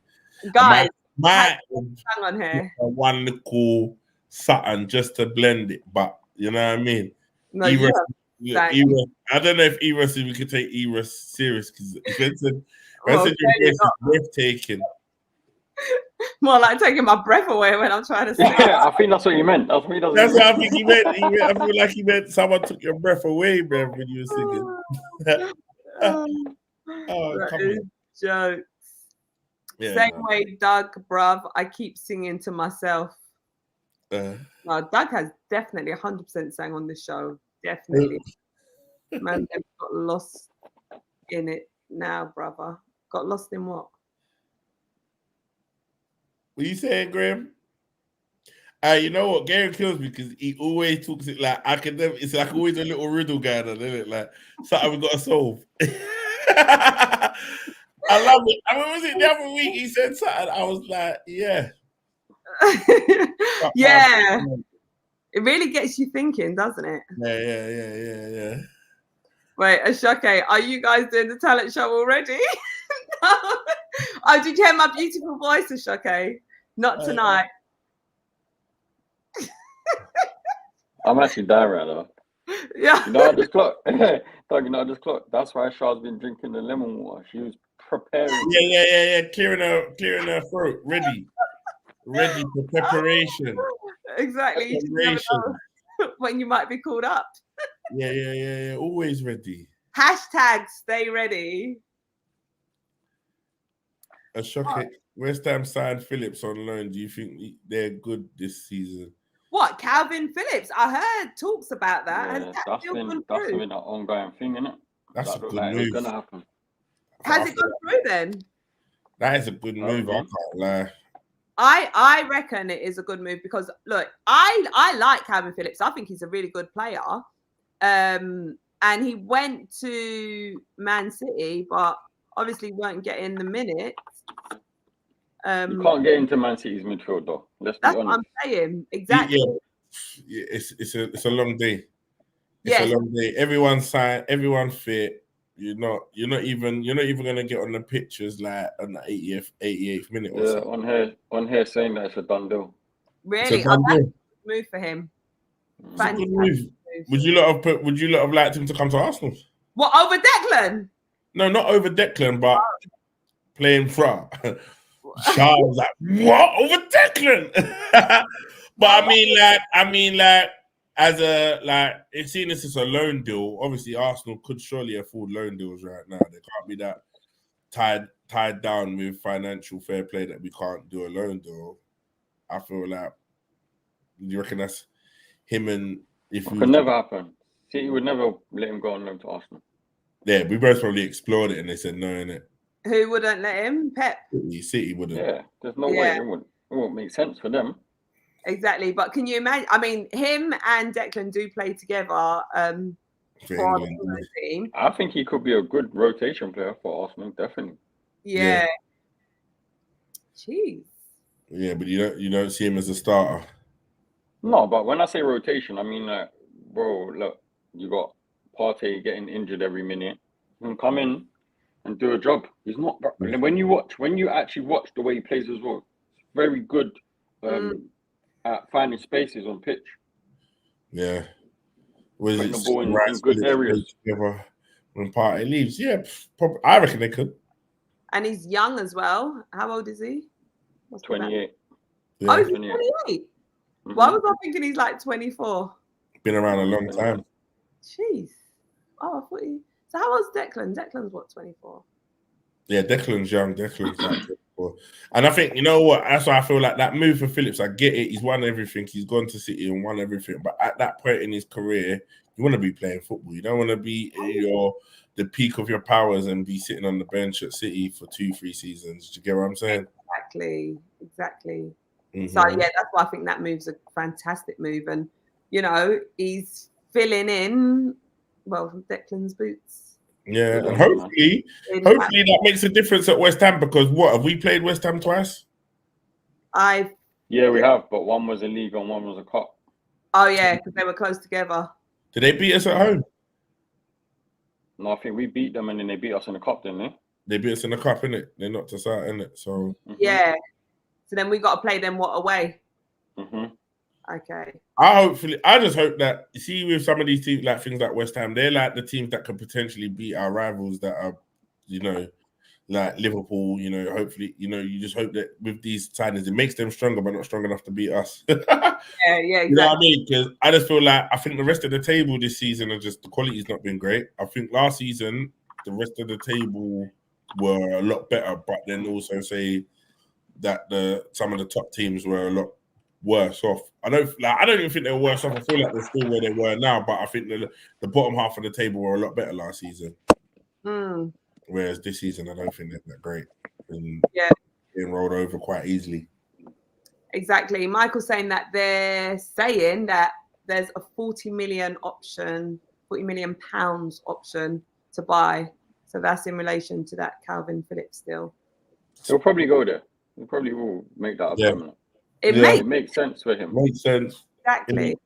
Move down to London. You're gonna be the man. Play regular football. They're not bad. Yeah. Got a good side, to be fair. I think that's a great move for him. I don't know if Ross is being serious or not, but he's saying I'd take him over Kai Havertz. I need to understand what everyone's thing about Kai Havertz is, though, man. Like, if anything, right now, he's probably been not most our consistent player with the back fours. But if you're talking about doing his job, he's winning battles, he's winning the flick-ons, he's winning his duels, he scored a few goals, he set up a few goals. He's doing his thing in his first season, first 6 months at a new club after being played out of position at another club for 2 seasons. Like, I get it, like, but I feel like other players, like, look at the way that we get at Kai Havertz. I don't see other teams or pundits or other getting at Rashford. Like, I don't see people getting at other players. Like, it's always they're allowed to adapt. They're all still young. They're still this. Like, look at Martial's been horrible for how long? Do you get me? There's a lot of players that have been terrible and they're not getting highlighted in the same way, innit? I just think when it's Arsenal, everyone, like Michael Richards says, everyone likes to lump in. He's not been bad. You think if he was to kick on from the start of the season he's had now and then finishes the end season good and he gets better at Arsenal, then he's a problem next season then, isn't it? Do you get what I'm saying? 100%. Do we know how many goals he's on at the minute? I think he's on 3 or 4 at the minute, isn't it? He's got a couple, isn't it? He's got a few. Yeah, 1, 2. He's got a few. So, in comparison to a lot of players that people aren't talking about, like you look at Kulusevski at Tottenham. Like, no one's talking about him and how bad he's been this season. Do you get what I'm saying? You're looking at there's other teams that have made other signings. You get me? Yeah, we always say next season, but then you can't. It's like, look at us with Pepe, right? Like, everyone wanted to like get onto Pepe for the price tag, and all of a sudden pick him apart. But in comparison to the Sancho signing, Anthony signing, there's been in comparison to the Mudryk signing, in comparison to a lot of these big money signings, Pepe probably got the best stats. I think I saw something. Pepe's got a better stats than Anthony and Sancho combined in this whole time he's been at Arsenal. So we're always quick to get on Arsenal players, but then other players have a better ride. Do you get what I'm saying? Look at Gakpo. Gakpo's not been great. No one ain't talking about that. It's actually been horrible, to be fair. Do you get what I'm saying? Exactly. Like, no one ain't talking about it. Like, I just think when it's Arsenal, everyone's got something to say, like, or get involved, but other teams, this is Gakpo's first season as a striker coming in at Liverpool and not striking. Like, that's mental. But no one ain't talking about it. Do you get what I'm saying? Exactly. Holland, that United striker, horrible. No one ain't talking about it. I said horrible. No one's. But you get what I'm saying? Why, when it's Arsenal after make a signing, everyone's got something to say about Havertz or our signings, but no one ain't talking about all these other signings. I'm telling you, it's just a narrative, fam. It's a narrative. I'm sick of it, and we need to stop doing it to ourselves as well. Exactly. Like, we need to stop highlighting these players and give them a chance to be great and get behind them instead of jumping on the bandwagon and feeding into all the media hype. Do you get me? Because Havertz is actually a sick player. Like, if you go back to Leverkusen, Havertz, he can play anywhere in an attacking position. Yeah. For a tall guy, he's got good feet, but it's confidence. That's where it is. And once he gets the confidence in this system, I feel like he could be dangerous. Do you get what I'm saying? Which we're getting a glimpse of already, because you see him get a little confidence boost and then you see what he starts doing. He starts doing, and he can, and yes, he's doing what he feels he's comfortable with, which is like backstick runs and running in behind and doing all of those things. But that's, if that's what you feel good at doing at the minute, you keep doing it to when you can start expanding your game and get even more confidence doing stuff that you can do, innit? So we're only seeing a glimpse of what this player can do, because at Bayer Leverkusen, he was their captain. He bossed it there, running that game, like run that team. Do you get what I'm saying? When he was there before he went Chelsea for big money. You get what I'm saying? Absolutely. Eros is saying that Pepe was our leading goal scorer in the 2020-21 season. I wish we kept Pepe. Is there anyone else who feels like, we should have kept hold of Pepe? I agree with that, especially to have as competition for Saka. But the only problem is I don't think Arteta would have been able to keep him engaged in what was going on at Arsenal. Yeah. Yeah. I feel like money ruined Pepe, man.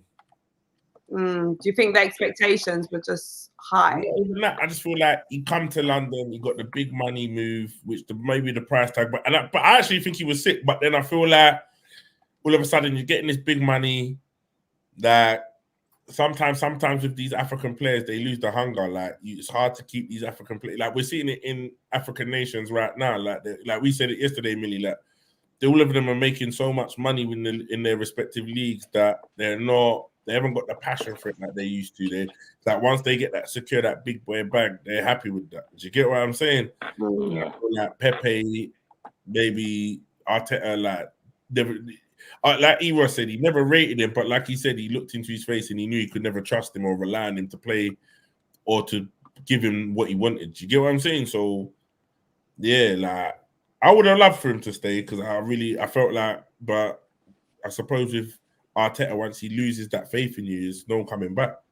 Yeah, Game over. Game over. We've seen it happen with a few players. And while we are on that, someone did actually Michael did actually say, would Aubameyang still do a job at Arsenal? Mm-mm. Nah. As I saying, Them man a good time play. Them man a good time.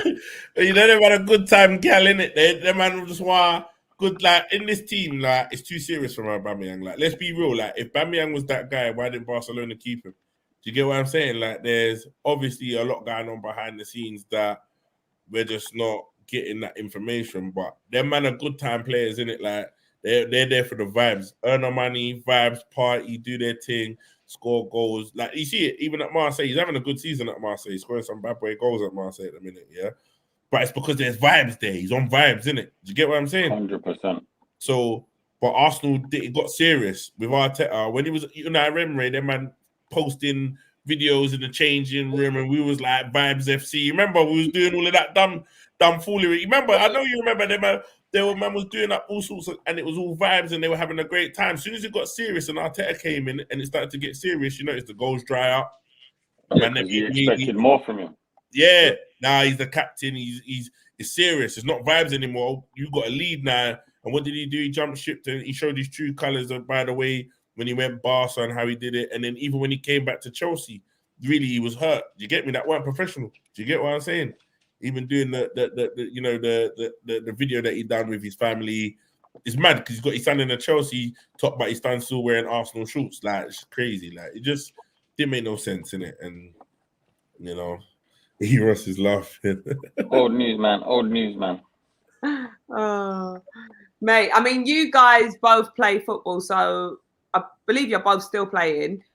How important is it to have? Right? I'm trying to play. I'm not playing like Millie's playing, but I'm outside, innit? You get me? Okay. Come on, Ben. I'm outside. You get me?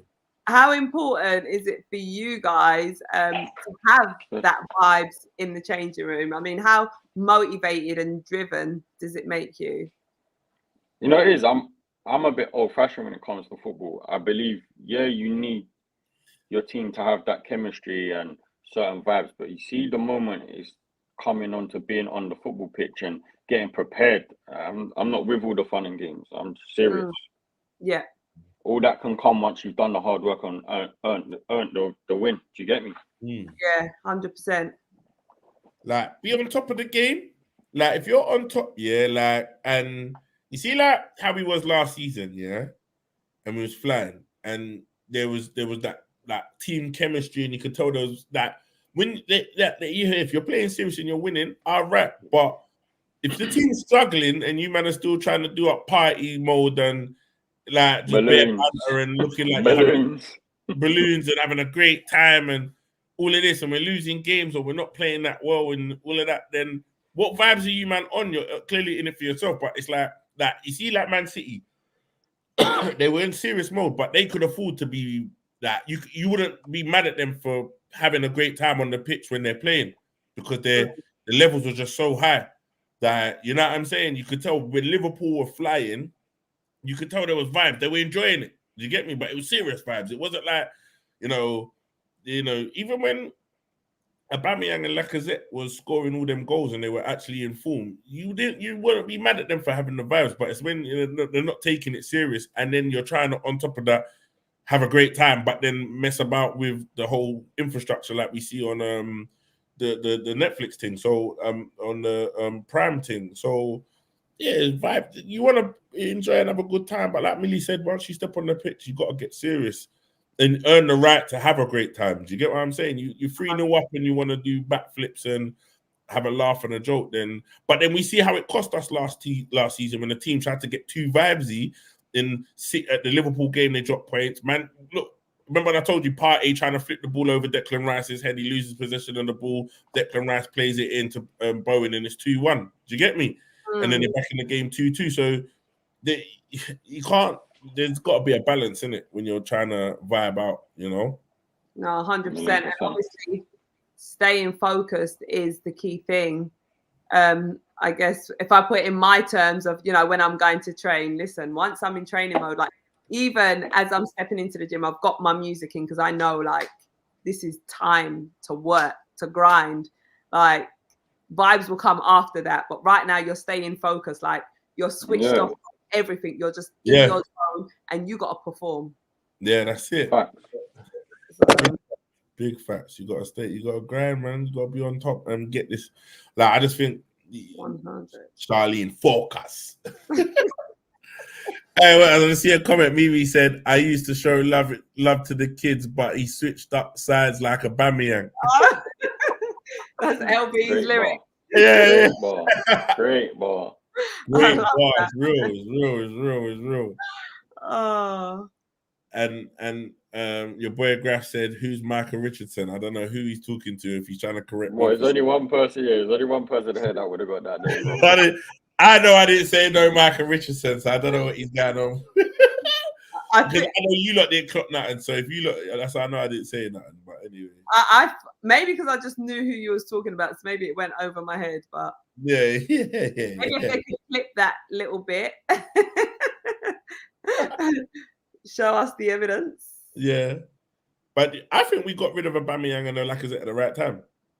Yeah, because I guess it's sort of like you know, when things started to get serious, when Arteta was really trying to implement like what it is that he was trying to do at the club, and it was almost as if he was trying to get rid of, you know, the distractions that wasn't sort of leading him to the changes that he wanted to make. And you know, we've now seen, you know, the changes that's come through. So yeah, for sure, timing was correct. Couple more additions. I don't know. Like I would love to think that we could be surprised in this transfer window and something happen. But I just feel like what are we into? What's the date? The 20-something. Just over a week to go. Did we bring anyone in late last season? I can't remember. January. Trossard, no? Yeah, we brought in Trossard, didn't we? Because we chased Mudryk for the whole transfer window. Oh God, stalking him and everything. Stalking him. Everyone was like, oh, he's on the gym in London. Everyone was doing all that mad stuff they were doing. We're the worst fan base. Isak. I know. Yeah. Remember when the Isak, when they found the registration plate and someone said they threw it near the ground? Yeah. But now that we see that he went to Newcastle, we need to stop all of this, man. I know. Would have been a good signing, though. Yeah, it would have been a good signing. Wait. Don't Newcastle need to sell some players or something? Yeah, but I was hearing something about Callum Wilson is looking on his way out. So really, I don't think they will sell both strikers. They can't afford to sell him. Yeah, they can't afford to sell Isak. He's the future of the club when you think about it in terms of strikers and whatever's going on over there. You wouldn't really want to get rid of him now. After you just paid the big money to get him in, you know what I'm saying? Yeah. How old is Wilson? He's what, about 28? Yeah, probably. I mean, I don't feel like. Oh, is it? I don't think he's. He is a good player. He does score goals, but is he the answer to what we need? No. Yeah. Who? Callum Wilson? Yeah. No way. There you go. No way. He'll just come and do what he's doing at Newcastle. Yeah, literally. If he's not good enough for Newcastle, he can't be good enough for Arsenal. Well, there you go. If we don't win the league or UEFA Champions League this season, should Arteta be sacked? I'm going to let you guys answer this first. No. Do you know why I say no? Because you just straight away, you're back to square one, building again. Exactly. I can't lie. This sack Arteta nonsense that these fans come out with, just drives me mad. It gets on my nerves. Like, all right, Arteta, you think under Unai Emery, you think even after Wenger, like we was in turmoil, then you get this manager that's come in that's actually his first ever job, and look what he did for us last season. But everyone in his second season or third season would still criticize a man that's in his first ever job for nearly winning the title. Yeah, the team burnt at the end, but the team was depleted. Because you got to think, almost on the flip side of having a good team, we're still in a rebuild. Like, so you think they got rid of all those players that they had to get rid of. We had a small squad, but he carried that small squad to second place in the title. That I think some players, some fan base haven't even seen that in their lifetime. If they were even old enough to remember when Leicester we came second to Leicester. Since then, we've not been nowhere near that. Do you get what I'm saying? So, you know, like, he won an FA Cup in his first season. Like, he won the Charity Shield start of the season, beating Man City. Like, technically, you could say this is his first full season of everything that he's implemented, and his ways at Arsenal is in the club. This is what I'm saying. With his players too. His players, he's done so much. Like, the morale, he made us believe last season. That wasn't just because, like, you got to give him credit for that. Like, but I just think that nowadays everyone wants instant results. So it's like no one's willing to just ride the wave and trust the process and go with it. Everyone's like, well, if you don't win Champions League or win the league, bro, like, Liverpool's only won it once, and they've got the best team that they've ever had for the longest of time. And they've got a manager that's won. But then you're forgetting as well, they had a manager that's won the league in Germany. There's a big difference. This is what I'm trying to say. Yeah. Like, and they've won it once against City. Like, and they had he got to a Champions League final with Dortmund too? Yeah. It's a big difference. It's a huge difference. Big difference. And then you've got Arteta who's learning on the job, still trying to figure out what's the right moves to make when it comes to dealing with players, what's the wrong moves to make. Like, everyone's expecting him to be perfect. And what they're not reading, and I don't know if I said it in the last episode, is what they don't understand is the media understand how good he is. That's why they don't want him at the club. They want us to turn against him, to push him out the club, because they don't want Arsenal to be successful, knowing that this is the manager that can get us there. But it's mad fact that fans can't see it because they're so quick to just criticize, or because he was never their pick, like, you know, or was their choice of manager. They just don't want to like him. And everything when he does something wrong, they're so quick to jump on it. Like, how can you say if he doesn't win the Champions League and it's our first season back in the Champions League for nearly 8 years? Like, it's a madness. Certain teams, like, yes, we've never won it, but certain teams, like, I've never known a club to just go into the Champions League and in their first season win it, like, when they've not been in it for so long. And you know what I think everyone forgets? You see, if Arteta was to get sacked, you do realize his next job will be at probably one of the bigger clubs in football. He goes, he wouldn't go to a small club. He would end up going to a big club. Club. He goes Barcelona or he goes Man City when Pep chooses to leave. Best believe it. And everyone will cry.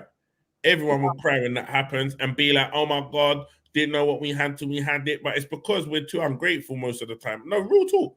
He goes Man City or he goes Barcelona. Like, that's where Barcelona already eyeing him up after Xavi. We see that at the beginning of the transfer window, all that talk. So I feel like Arteta will walk away from the job if he's unappreciated by the fans. I don't think he's one of them that will sit through it like Wenger did. Like, you lot ain't respecting what I'm doing. I'll go where I'm appreciated. And he will, you know, go and talk his mother tongue in Spain, or go to Man City where Man City will give him the money and give him the resources and give him the time. Do you get what I'm saying? Yeah, like, 100%. And then you think, who do we get? Put it this way: if I want to see in the comments all the Arteta out massive. What manager? Yeah, do you Vieira is think? definitely not the answer. He's not the answer. Vieira would get Vieira though. Like Vieira's not the guy. Exactly. And I definitely back what you guys are saying as well. I think you guys got it spot on. You know, when you take into consideration everything that Arteta's done, you know, from even, don't forget how during his first couple of seasons, well, even the first season, even the pundits, everyone were getting on to him like, oh, Arteta's not the man. And you could see he was trying to build something and it just needed a bit of time. But it's like, all right, we get rid of Arteta. Who are we really going to get in? Like, I think Arteta is amazing. And when you think I think as well, I think everyone, sorry to cut you short, I think everyone is forgetting, see where football is now. Your old school managers, your Contes, your Mancinis, they're not the answer anymore. No. Exactly. No. They're actually not. I feel like he is the breed of that new manager that will be successful, whether it is with us or wherever he ends up next going. He will be a successful manager. 100%. But I feel like he's happy because he wanted the Arsenal job. I feel like Arteta is loyal enough and happy enough to be that manager that stays for a lot of seasons, providing he's appreciated and loved. Like, soon as if the Arsenal fan base start to turn on him, and then it's Arteta out like what we did to Wenger, he's not going to sit there and take that. Like, let's be real, he's going to cut because he knows there's most probably been conversations. You think Man City ain't already most probably like at some dinner, man said a few things, or Barca have probably made a call because he's connected to those clubs. Like they most probably can hit him up and have like little banter. Do you get me? Yeah, Ancelotti's a different breed though. Yeah, Ancelotti's a different breed. Plus, Ancelotti's that manager that we've never yes, he signed an extension at Real Madrid, but he's never stayed at a club too long. He normally wins and cuts. Do you get what I'm saying? Like, I feel like Ancelotti's a very good what do you call it? You know, like a manager that can get the best out of the players he has. Yeah. Because if you even think about what he's doing at Real Madrid now, they don't have the most experience of teams because they've got a lot of good young players. But then what they're doing now, what they've created, they're doing it without a central striker. Yeah. They don't have a central striker. But all of them turn up when they're needed. Yeah. What's that other guy's name? Plays for them? Hosselu? Did he not play for Stoke? Am I right in not saying he played for Stoke at one point in time? Yeah. Crazy. Yeah, and he's getting the best out of them. Took him a minute to score the other day, though. Like, not the other day, but he was on a little drought, but he bagged the other day. But then they've got Vinicius and they got Rodrigo and Belly. They got a mad boy. They got a mad squad. Like, let's face it, they got a mad squad, and he's getting the best out of them. But then sometimes it's hard to even get that kind of team playing. So it just shows the level of how good he is. You get what I mean? But I just think we've got to be patient. There's things to work around in terms of like financial fair play and all this other stuff, and like just see what can be done. You know what I mean? Like you can't expect instant results. 100%. And Arteta's more of a long-term manager, not a quick fix. 100%. Yeah, that's it. Look, let's be honest, Char, Doug. If Arteta was to just leave Arsenal tomorrow, how many clubs do you think will be at his doorstep? Queuing up. All of them. Pep will probably be asking him to come back and sit beside him again and take over and give him some big planner. I've only got 2 years left and it's all yours. Like, I could see a lot of big clubs coming. Chelsea would want him, 100%. Yeah. 100% Chelsea would want him. Even when you look at other clubs as well, like trying to do what we've been doing. For example, when Graham Potter was at Chelsea, and it was almost as if he was trying to mirror what Arteta was doing. Yeah. You know, Arteta's setting trends out here. 100%. And it's only the start. And you got to think when he's got the players that he wants, that you think he's not, like he bought Timber got injured. You think obviously Tomiyasu's not been able to stay fit. He's never had a full health squad to run the tactics or the strategy that he wants to play in the game. Maybe last season he did that and it was working. It was working till it weren't working. Do you get what I'm saying? Or till they started to burn out. But imagine if he gets every key component that he needs towards his team. you're gonna get that season like you did with Klopp and that, and like we did with Pep last season, where the team's gonna be unstoppable and they'll win everything. Do you get what I mean? And I truly believe that. But that will come with, maybe another January transfer window, maybe 2 January transfer windows, and then you get the full team of players that you want in. Then you've got the complete team, and then you go at it and you really fight for everything. Do you get what I'm saying? Yeah. Invincible, yeah. I'm not gonna lie, last season I was like, can we do this again? I did start getting the feeling of, can we do this again? Like, guys, get a bit of that. I'm getting ahead of myself. No, I did. I believe I'm one of the worst. Like Millie would tell you, I am very much a believer in it. Like, I'll always back us to win games and things like that. Sometimes they can be very disappointing and let me down, but I feel like, I don't know, Invincible's a hard one, but I do think that Arsenal do have the potential to win the league and be up there with the rest of them in it. Do you get me? But it just has to click in it. You know what I'm saying? Exactly. I even think Champions League is possible this season. I'll be honest. It is. Anything's possible. It's knockout football, innit? Like, it is knockout football. You get a good run. Obviously, we see how well we play against Porto and who we get after that, because I don't know what side of the tree we fall on, but anything's possible. Exactly. You just got to keep believing and working. Yeah, we've still got to win the game first. That's it. And that, most importantly, and score some goals. Keep scoring goals. But they all got to do it. That's what I said. We're all in it. Like, Liverpool still got to carry on getting the results. Yeah. They've got, Man City, the players are back, but they got to win their games. Do you get what I mean? Everyone's got to do what they got to do. So, you know what I mean? 100%. Kelechi's laughing in the Champions League. Of course it is. All things are possible. Kelechi, who do you support, fam? Because you got to be in it to win it. I bet he's a Man U fan. 100%. Yeah, I'd say I agree with Michael. I got a feeling that we might not win the Prem, but we could go. I would take the semis. I'll take the semis of the Champions League and top 4 this season. Yeah. Like, I'll take that.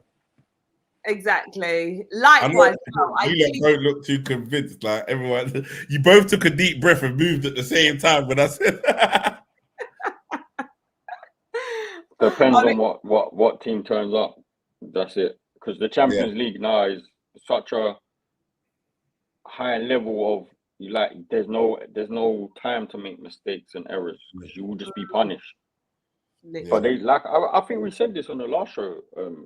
I said I truly believe they have a team that could win it or get to the final. Why not? Yeah. You did say that, Millie. Yeah, I believe. I agree. Keep believing. I honestly agree. I believe, man. Come on. Champions League, Arsenal. I'd rather if I had to pick and choose right now, I'd rather take the Champions League over the Premier this season. Yeah, exactly. 100%. I feel like too many man chat rubbish about Arsenal not winning it. I think it will silence a lot of critics, and it will give Arteta the money and the clout that he needs to go and build the team that he wants to build in the summer. Yeah, 100%, boy. Even when I say stuff like, "Yeah, we could win the Champions League," people literally laugh at me like, "You are." Yeah, no, because they. But I don't understand why it is a laughing thing. Because, let's be real, we've seen Liverpool win a Champions League, and in their domestic league, they didn't even qualify for Champions League. I'm pretty sure. I think even Chelsea, when Chelsea won it as well, it was the same thing. Yeah. Exactly. When Chelsea won it, that you're not the best in your league and can go and win the Champions League. And Liverpool won it in lockdown. Does that even count against Tottenham? Come on, man. Come on, man. You excluded. Yeah, excluded. That don't even count. Yeah. All right, guys. Literally for the last 12 minutes, I know some of you guys wanted to come live with us. So maybe we spend the last 12 minutes just letting a few people come live. I mean, how do you guys feel about that? Yeah, cool. Yeah. So, guys, I'm going to put the link here so you guys can come and join us and, give us your thoughts as well. Thank you to each and every single one of you for joining us. Big up to Natalie saying, "Hey, everyone." Hey, Natalie. Big up to you. Come on. Big up big to up, big up. Melissa as well, who has a beautiful picture of Emirates Stadium. Saying, be doing your workout. It's good to get active. Oh, well done and congratulations on doing the workouts. I'm not enjoying them, but it's just a good way to get your body moving. It's so important. So the link is there, guys. Click that link if you want to come live with us and and come and have your say. Come live, put it in Google Chrome. I think is the best way to do it. Yes, and we've got someone here already. Wow, that was quick. Who's that? We got Kelechi. Hello. Kelechi. Kelechi. Their laughter. What got Kelechi? Lechi. His name's Lechi. Oh, Lechi. Sorry. No, Kelechi's my full name, but people just call me Lechi, so it's cool. Yeah. So what was you laughing? You don't think Arsenal's got them? You don't think Arsenal could possibly win? He's a Man U fan. You're a United fan, innit? Oh man, I got figured out. United fans are pagans, man. They're just always. Hey, listen. They are biggest. We just snapped up City's COO football. I give it 2 years time before we're back. Okay, so you guys just need to, when we get the Ineos infrastructure in, when we sort out Old Trafford and the training facilities, we'll be back to where we were before. I can promise you that. Hey, Lechi, are you not tired of doing this? This is what you United fans do. One little thing, like you lot will beat like Brighton 3-0, and all of a sudden we're back again. You get my man CEO. There's a reason why, like, obviously he's left. He's come across. Yes, he's CEO, but you don't mean you're automatically gonna become City. Like, let's be real, big man. Like, let's be. No. We don't need to be City. We just need to be the United of old. And you know what? It's different this time because we're actually sorting out the footballing side of things. So I can tell you 2-3 years time we'll be back. I tell you that. 2 years time, that quick. Yes. Like, and you look, I'll be honest, and you man say that we're like everyone will say a certain fan base is delusional, Arsenal's delusional, this, that, whatever. But United, man, I think it was McAllister and on TalkSport the other day that was saying United fans need to understand that this is the moment that they're in at the minute. Like, you don't always talk about City of old. It's like that's like us being always talking about old Arsenal and be like, oh yeah, we're eventually the Arsenal of old. When we're not, we know this is a new Arsenal team. We know we don't play Wenger ball no more. We know times have changed and football's moved on. And I feel like United fans haven't accepted their club as where it's at and what they are now, and still always want to puff out their chest and be remembered for who they were. Like, bro, like that was decades ago. You lot ain't that anymore, bro. You man ain't that anymore. Like, and when are you guys gonna actually realize that it ain't that? And yes, I respect the move and getting this guy in, but a rebuild don't happen just like that. Like, do you get what I'm saying? Well, this E. Ross fella, I'm reading his comments, right? The guy's got bad vibes. I don't know what this guy's on, so about hold that. Listen. Like, you know what? It's fine. So looking at all the clubs around you, right? You're looking at you look at, like, let's say City. City got the money. They got the guy in, especially even this guy that you lot are talking about, and it took City years to get to the point where they were this powerhouse. You look at Arsenal with Edu coming in and Arteta and all of these things, a new manager. It took time for Arsenal to kind of, and we're still developing. What makes you think with Ten Hag at the wheel and this new guy coming in that all of a sudden you guys are just gonna 2-3 seasons turn it around? Like, you ain't even bought a player yet. What the hell? Like, what are you lot even? Like, you might just throw out statements like just crazy, like, you know what I mean, and then laugh at everything. I figured it out, guys. I figured it out. We're gonna sack Ten Hag. Okay, so he's gonna go. We'll probably get the Zabi, and we'll make it. We will get rid of some of the deadwoods. All right, we're gonna bring in some guys. Like Paul Mitchell, that dude from Newcastle. I can't remember his name. And then Newcastle. Which dude you talking for? What player? I can't remember his name. But in about, I give it 3 years time, I guarantee we will be I reckon. I think it would be, probably title contenders. I reckon that 3 years time, if we get the structure sorted out, I reckon we'll be back. You know, you got a lot of unsellable deadwood. You know that, like, and you know, with this new financial, and it's not financial fair play. Some guy at the gym mentioned it to me earlier today. It's a new financial thing that they've brought in, so you can't really spend like frivolously. Like, even though you've got this new guy that's coming and bought 25% of the club, but basically he's just paid to be a part of the club. He doesn't now have the right to then spend money. It all falls on the Glaziers spending money. He's just paid to be like, that's like me going to Man City with 100 mil and saying, yo, bro, bring me in. I just want to be the top man to organize and do whatever. He's not actually going to pump money into the club. He's just there to be the business side of things, innit? Yeah. That means you still have to sell players to make money to then be able to generate funds to spend money on players. Like, where do you see that money coming from? Listen, if we have to run down contracts, we got to do that. That's fine. Unfortunately, we just got to take a hit. We generate enough money because we're Manchester United Football Club. So, listen, like I said, Lock him off. I reckon... wait, hold on.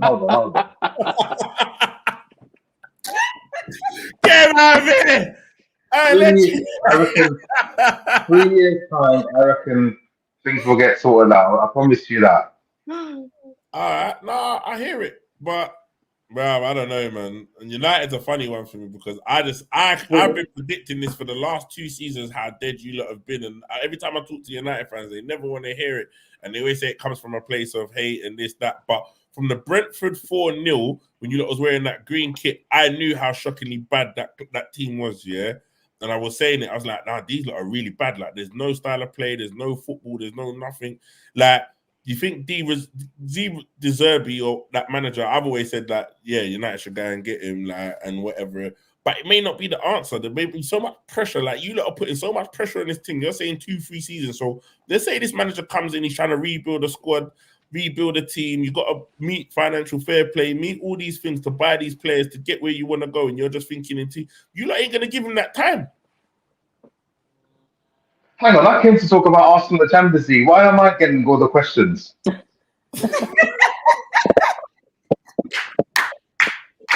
other words, he's saying no comment. Okay, why am I being interrogated when I came to talk about you guys in the Champions League? Yeah, so what? You don't think Arsenal can win it? No, I don't. I don't think Arsenal in my lifetime will ever see the Champions League, and I'm willing to bet on that. 3 things I think will never happen. Number 1, England win the World Cup. Number 2, Tottenham win the Premier League. And number 3, Arsenal win the Champions League. Crazy.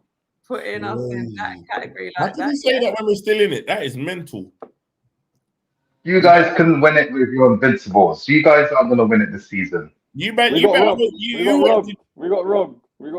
Oh, please. Yeah, we got robbed twice. Give me a break. You got robbed.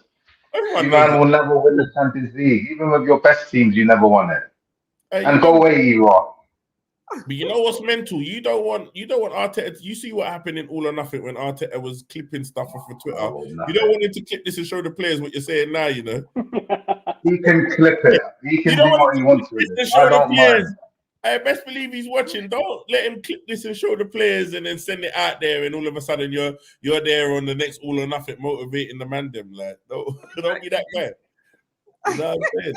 But I just think, I hear what you're saying, but I just think that it's mental to say that a team, especially with the team that Arsenal's got and how they can potentially play, haven't got the potential to not win it, like, or not to be around there or thereabouts. Like, when you look at everyone that's in that team and you look at the potential Arsenal's got, and even the teams that they've beaten this season and how they've played, you'd be mad to not count them in. I don't think anybody, apart from maybe Real Madrid, Man City, on that, will be comfortable drawing Arsenal. Mm-hmm. Just be real. 100%. Exactly. Like, in the Well, I hope you guys don't win it. Huh? Well, I hope you guys don't win it. So, Better hope. But if we do, yes. best believe I'm gonna find you on Instagram, come and link you, give you one of them fake Champions League cups on an Arsenal shirt and get you to wear it, and I want you to jog around the Arsenal stadium with it on, holding the cup on your head. I'm pulling up Well, on you you. ain't gonna do that because I'm gonna go to Depot, change my name. So that you won't have to worry about that. Go to that extent, you know. That is jokes. And Kojo is saying, as a United fan, there's no point trying to argue with 3 Arsenal fans. Exactly. Listen, No ground. I live in North London. I argue with Arsenal fans every day, you know, and I always batter them, so it's fine. You know, it's fine. I've been when I said You Arsenal always batter bottled the them. league Hey, last. you couldn't batter fish. What are you talking about? Don't come What do you mean? you always battering Arsenal fans because, bro, I ain't heard you say nothing yet. That's kept none of us quiet. Millie's just chilling. Listen, Millie's kicking back like Dougie. Go get him because I don't know what he's doing on. Hey, You get me, Millie? You think I'm bad? Don't let Millie start talking. You get me? we can't argue with little fish. That don't make You sense. see what I'm not saying? little fish. Little tapping. That's crazy. Tapping. Their arguments with the likes of Everton and West Ham and all them man there, bro. That's the conversations they're in. Like I said, 2-3 years, guys. 2-3 years. You know, for now, I'll just take that out. But 2-3 years, that's all I'm saying. When Ineos come to Old Trafford, you know, when they take over the footballing side of things, I guarantee you we'll be back. Literally, everyone can say the same thing. Like, you look at Chelsea. Chelsea could be saying 2-3 years. They've got all this young talent, yeah? All it takes is for that team to gel and go good. And all of a sudden, what? Then they're a problem. You look at Man City. Man City ain't going nowhere. You look at Liverpool. Liverpool are making decent signings with the players and the money that they're spending that they could go on another big run. Look at Arsenal. Like, Arsenal's got potentially one of the youngest teams with the most potential. What makes you think that all of a sudden that I don't even see you lot bringing through? Okay, Kobe Mainoo, I think, is a bad boy youth player. I think he's a sick player, but you don't see much young talent coming through that you could say that you can rely on young talent to not invest. Like, all your young talent you kind of sold or let out. Like, no, they're getting run out the club. They get run out the club. I just don't see, like, you have to be realistic about this. You can't just throw out statements and not that every club could say that. Look at Newcastle. Newcastle, if they do handle this business this January and this summer, this January and this summer right, and not spend any money, they're going to be a problem because right now what they're doing by selling players is meeting the financial requirements for them to be able to spend money in 2-3 seasons. You haven't got that money to compete with them boys there. So what makes United, man, just think that all of a sudden 2-3 seasons you're challenging at the top when there's 4 or 5 clubs now in this league that could compete financially with you? Do you get what I'm saying? Yeah, you're right. Okay, not 2-3 years, 5 years. All right. There you go. That's a better statement. That's a better statement. I've humbled him. Let's be real. But that is a more realistic 5 years then. Yeah, 5 years. Like, I don't know, like anything can happen, but I just think you cannot write off all the other clubs. We're not sitting here writing off all the other teams. Like, we're being honest, but we see the potential in what we can do. We showed that last season, like, and we know that we're maybe a major striker and a top midfielder away from being very dominant. Like, Man United are a long way off. We could do another hour talking about the problems that you have within the club, within the squad, within the backroom staff, within the board and the management. It could go on forever. That don't happen over a night. That you don't sort that out over 2 seasons. Like, that goes, like, you got to think you bought, where should I even start? Casemiro, an investment you will never recoup that 60-something million pounds you spent on him. That's dead money. You think Anthony, 100 million, never getting nothing back out of that deal. Like, you might be able to send him to Saudi Arabia, but I doubt even they want him. Like, you know what I mean? Like, where there's no money to recoup within that squad unless you sell Bruno Fernandes or you sell, like, I don't know, who else? Rashford, but who's going to, I don't know, maybe Rashford could go somewhere. But there's so much going on there that, bro, like, you know what I mean? It's just crazy. Where's Van der Beek? Is he still playing for you guys? He's gone. Van der Beek's gone Leverkusen. Sold or loan? Sold. I don't even know. I don't know if he's on loan or he's sold. I'm just House says can't wait for Arsenal to actually win something. He's another United fan. Left them man there. They're just hurt. That's why they're always on to us. Yeah. And I'm not hurt. I'm not hurt. When we was in your shoes, we was hurt. I can't even ask dog. I stopped watching football because of it. I can't sit here and say I weren't hurt. Seeing your club in in a bad place, knowing where your clubs come from, of course you're going to be hurt. I knew the United fans were hurt were really down bad when they won the Carabao Cup and had the audacity to say they had a better season than Arsenal. That's when I knew these men were down bad. They were willing to do anything just to feel that they were better than Arsenal, seeing that Arsenal potentially had one of the best sides they've had in a long time. That's how I know you man are down bad. Because to be fair, if you had a better season than us last season, potentially you should be the second best team in the league then, if that's what you're saying, innit? Because we were the second best team in the league last season. And that means you lot have dropped off majorly because look where you are in the league now and look where you are now. Hey, that guy, listen, man, don't listen.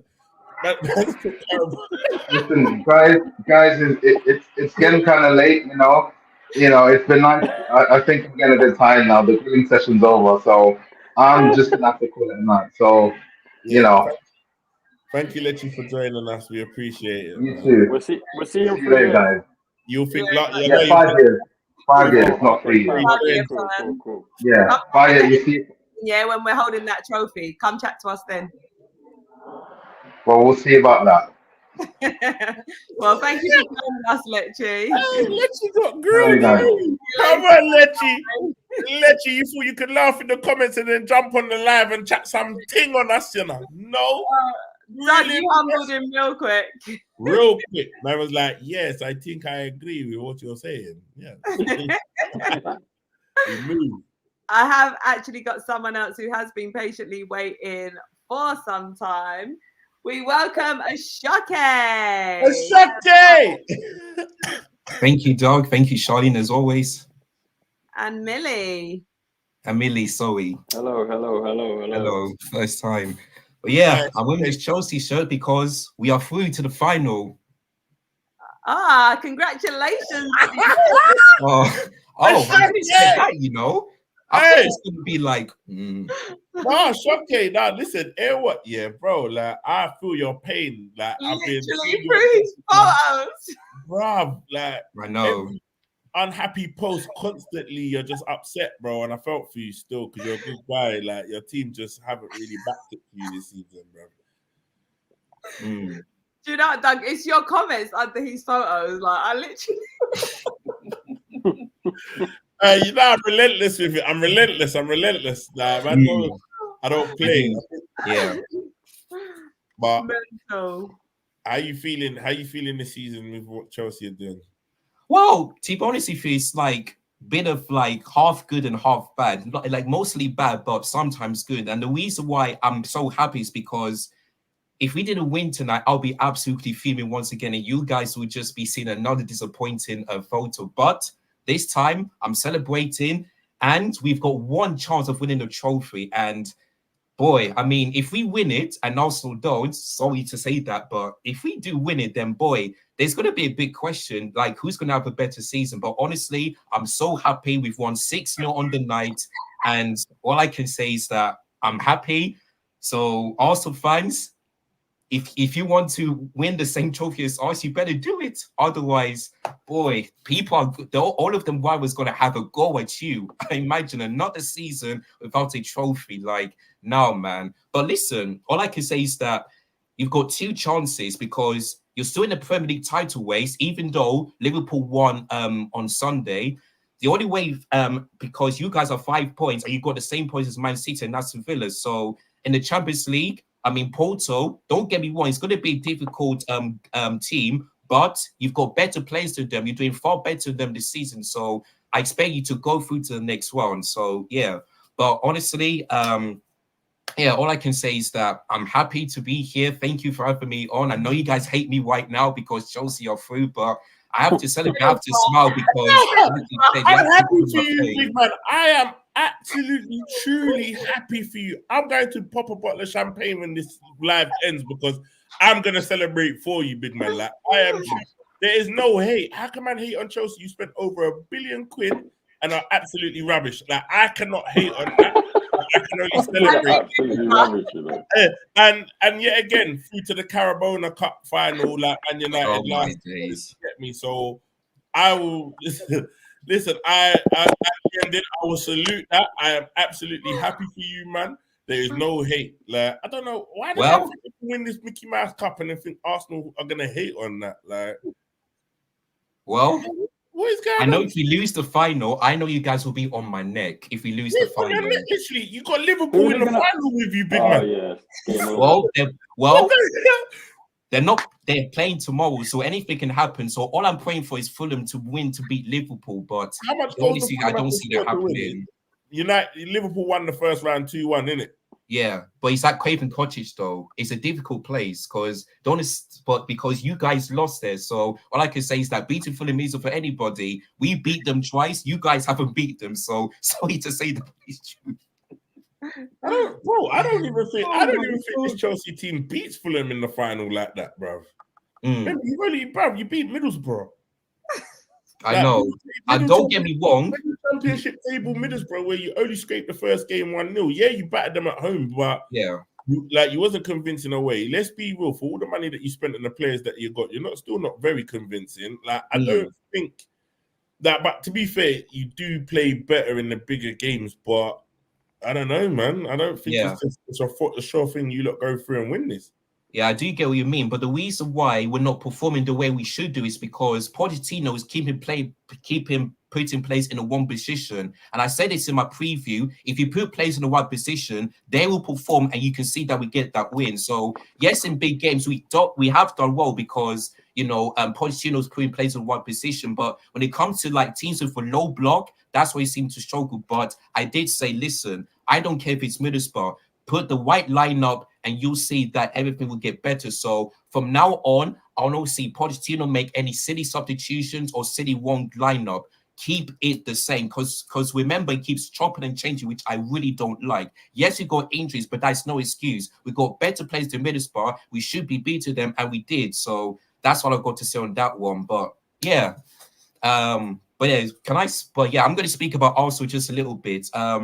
I think you guys are doing well so far this season, but you've got Nottingham Forest next. Now, here's the question.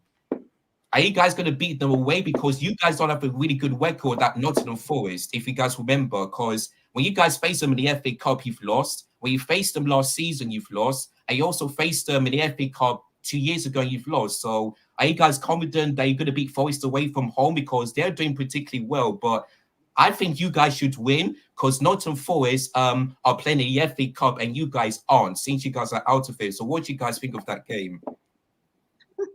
I like the way Ashake is just trying to throw shade at us on the sly. I don't know. I don't even know how he has the right to even try. I don't know. Anyone want to mention what they think about the Forest game? Win, end of. Not more to say. I think it's a straight dub. I honestly think it's a straight dub. It's a straight 3 points. I'm not even saying it in a cocky way, but I just think even how we dismantled Palace and how we're gonna play, I just think that Arsenal go up a gear. They have to. They know they have to. I think the players needed the rest. You think even that players coming back from injury and being a part of the squad again is going to give the team morale. And I think they're going to have a point to prove it. No, I think they're just going to have a point to prove for the rest of the season. For the next maybe 10, 15 games, I think Arsenal are going to really just attack it. I think they're out of the FA Cup now, still in Champions League. There's still a lot to fight for. And I think we might see us go up a level because you've got to think we've not really played out of second gear this season. Yeah. You know what I mean? So if we dismantle Forest, I think we could do well. The question is, how do you think you're going to play against Liverpool next? Oh, well, I can see that game being a draw. Yeah, they got Liverpool next. Chelsea got Liverpool at Anfield. See you later. Long day. I know. Listen, I'm not confident in that game. I'm nervous, but I can see this being a draw because every time we face Liverpool, it's always a draw. So, listen, I don't want this game to be a draw. I just want Chelsea to really beat Liverpool because I'm tired of facing them and drawing every single time. I am so tired. So, please, Chelsea, let's just go to Anfield and win, please, because I'm tired of seeing the draws every single time. I can see that happening, but deep down, fingers crossed, doesn't happen. If Liverpool win, then boy, it looks like they're the ones that beat us instead of us. So yeah, Liverpool game. I mean, both of us are playing in the FA Cup, so I'm not sure if those games are going to be benefit for us. But listen, I'm just nervous. So all I can say is that, come on, Chelsea, let's just get to win. I did do that to tell man he's nervous. I am glad. I'm telling the truth. Because Liverpool on the title race were not. So that's the thing. No, but then you should play more freedom then. You ain't got nothing to lose. No, but they're going to a they're going to a Liverpool that know they have to win. Yeah, that ain't an easy task. That ain't an easy task at all. Yeah. And Chelsea, I think Chelsea can get a result at Liverpool. Yeah, I know you guys want to get the result so that you can. But I think the thing we think with Chelsea is that you just don't know what you're gonna get in it. Like they blow hot and cold. They got a good side. When they're on. They play well, but then when they play bad, I don't even understand where the bad results come from because they got such good players across the park, innit? So there's obviously something there that's like not, you know what I mean, connecting. But I think you got it. You could do it. They've not got Salah and they haven't got Trent and Robinson. Oh yeah, that's true. Yeah, and Endo. They've got a lot of players missing, so this is the perfect opportunity for you lot to get a result. Yeah, true. But the thing is that without Mo Salah or Endo or someone else, they still managed to win because they did that against Bournemouth, which is a difficult place to go to, and they beat them 4-0. So yeah, maybe that could be a good thing. But if Liverpool win against us, I will not be surprised because without Mo Salah, Liverpool remain unbeaten in the last 11 games in all competitions. So yeah. Yeah, but they were bad against Bournemouth though. Yeah. I mean, Bournemouth were bad, sorry. Mm. They're horrible. But they will turn up against us. It's crazy. Yeah, you've got them. Yeah, I think Liverpool got us next, and I think you guys next as well. Yep, he put on the 4th of Feb. Yeah. 2 tough games for Liverpool. Let's see if they can pass both of them. Who they got? They got us and then they got Chelsea then us. Yeah. No, they've got Chelsea and then they've got you at the Emirates Stadium again. Yeah, in the league. Yeah. That's for us though. A little stat here from Michael. Last time Pochettino lost the final, he got sacked. Really? I don't care. I don't know. I really don't know. The chosen one's going back there, mate. I gotta clip that. That's too funny. Mr. Mourinho, 3rd time. But then if they sack Pochettino, I don't know who they get in. Mourinho. I know Chelsea fans are saying Pochettino. I mean, sorry, Mourinho. I mean, I would definitely take him, but it looks like he's going to be back. Like he's going to have a great season. The next season he's going to get sacked. So maybe I have him, but I'm scared it's going to happen again because he'll bring the first time and the second time it's just up and down. So yeah, he'll definitely bring structure back to that Chelsea team. That will be a positive. Yeah, I'll take him back. At least he will do a much better job than Pochettino, which I didn't want him in the first place. So can we just revert back to your question? Who would then have the better season? Ooh, it's difficult. I want to say Chelsea, but if Pochettino fails this, man, I'm gonna have to say Arsenal, unfortunately. So yeah. Oh no, I can't. I want to say Chelsea, but I can't.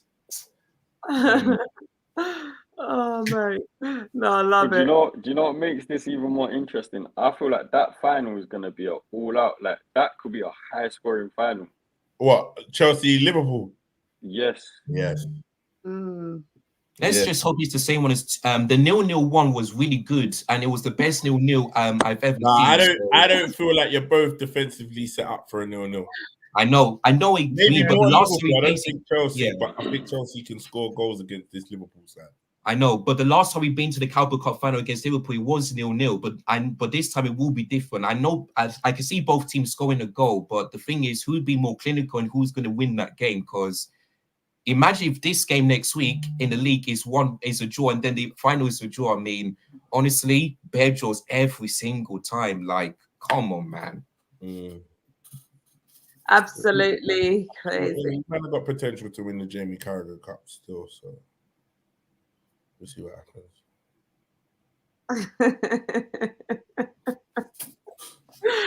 Ashake came on here absolutely buzzing. I just feel like just being That's why I'm doing this. That's what we're doing. Anyone that thinks they're gonna come on and bully us, they're getting it, mate. Exactly. Yeah. All right. Well, thank you so much for joining us, Ashake. It's always great to have you on. Thank you. And nice to see a smile on your face as well. Yeah. All right. I'm now going to bring in someone else who's been waiting for some time. So thank you so much, Ashake. Thank you. Thank you, Ashake. Well, blessings. Absolutely love it. Right. We have got Shay Arsenal, who has been waiting patiently. Are you still there? Yep. Well, thank you for joining us. Love Shay. Well, the Gunners. Yes. Come on. Come on, you know the vibes. Yeah, You know the we vibes, need to big man. win. If we... Absolutely. What's your ambitions for this season? Champions League, Premier League? Yeah.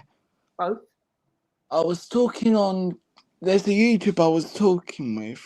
His name is Kenny Fan TV.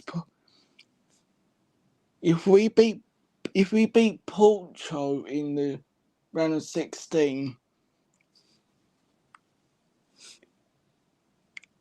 can't remember what I'm going to say. Then we've got a good chance to get to the final. Yeah. Well, you believe, Shay, yeah? You believe we got this, yeah? Yeah, if we get a striker.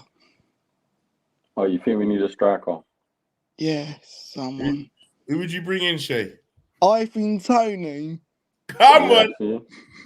You know, Because he scored a really good goal. Ivan Toney's the man. Ivan Toney's the man. I think he would do a good job for us still. Mm. exactly. I feel like Fantastic. that's the missing link. To be fair, it'd have to be someone like that as well, because you can't buy someone that's already played in the Champions League. Mm. Yeah. Oh, yeah. I see someone saying about Victor Osimhen, he misses too many chances. Are we boring you? No, I'm just tired. I was busy all day. Yeah, I know. It was tiring listening to Ashake and Kelechi talk about their teams, innit? Yeah, they mid-table man them. Yeah, put him out to sleep. Ashake coming here all patriotic and that, bro. Yeah. You know? And I got a YouTube channel. Yeah, I'm saying they man think this is an Arsenal channel. This is an Arsenal show, brother. Don't come in here with that. Not You know what I'm saying, Shay? channel. You know what I mean? You know what I'm saying? Right. So Shay, what you're saying is if we get Ivan Toney in, then you feel like we could win the Champions League and the Premier League. Yeah. Yeah, I'll make that dream come true. Listen, we got this. 100%. We got this. I think we have, man. I think, listen, Shay, the only man talking sense. Come on, Michael, you're done now. Exactly. The GOAT. The GOAT, Michael, the GOAT. Get your goats up in the comments, guys. Oh, I love this. What have you been? What you been doing while you're so tired, bro? Right, man? Working. What's going on? Right? I've What you been been doing today? working. You been working, yeah? Busy grafting. Yeah, there's some Tottenham fans at my work. Yeah? Don't have it, mate. Yeah, Tottenham can't talk for us. Exactly. Listen, this Tottenham man can't. This Tottenham man can't draw for us, bro. You get me? Yeah. Don't have it. You tell them Big Doug says, listen, if you don't want to try it, he'll come down here and smash through the door. Yeah. All right? You let them know I'm there for you. London's red. Huh? North London's red. Yeah, you let them know North London's red. You throw paint all over their white kits when they wear them to work. Yeah? Yeah. Tell them Big Doug said you could, all right? Don't have You're trying to get Shay nicked, mate. Don't listen to that. Big Doug telling this. Yeah, I don't even want my daughter to get kicked off for promoting violence. You get me? Next year I'll be doing it from prison. Yeah, my signal. My little prison phone like My this. Wi-Fi's not that good. It's keep cutting out. Oh, your Wi-Fi, don't worry, you're all right, mate. Well, it's better than Doug's. Well, Doug's at the beginning of the show. So me was like, listen, no one disrespect my BT Wi-Fi. Shout out BT for the fast fiber, ultra fast, ultra fast Wi-Fi that's working with. Oh mate, absolutely love it. Have you Drop a got work like tomorrow? on this video. Oh, thank you so much. Thank you guys. You heard Shay. Drop a like and make sure you subscribe. Come on. Yeah, Have you got I now got a YouTube channel. Just Shay Arsenal. That's my channel. Shay Arsenal. I'm going to put it right here so everyone can see. So guys, do check out Shay's channel also. Yeah, my goal's trying to get to 50 subs before.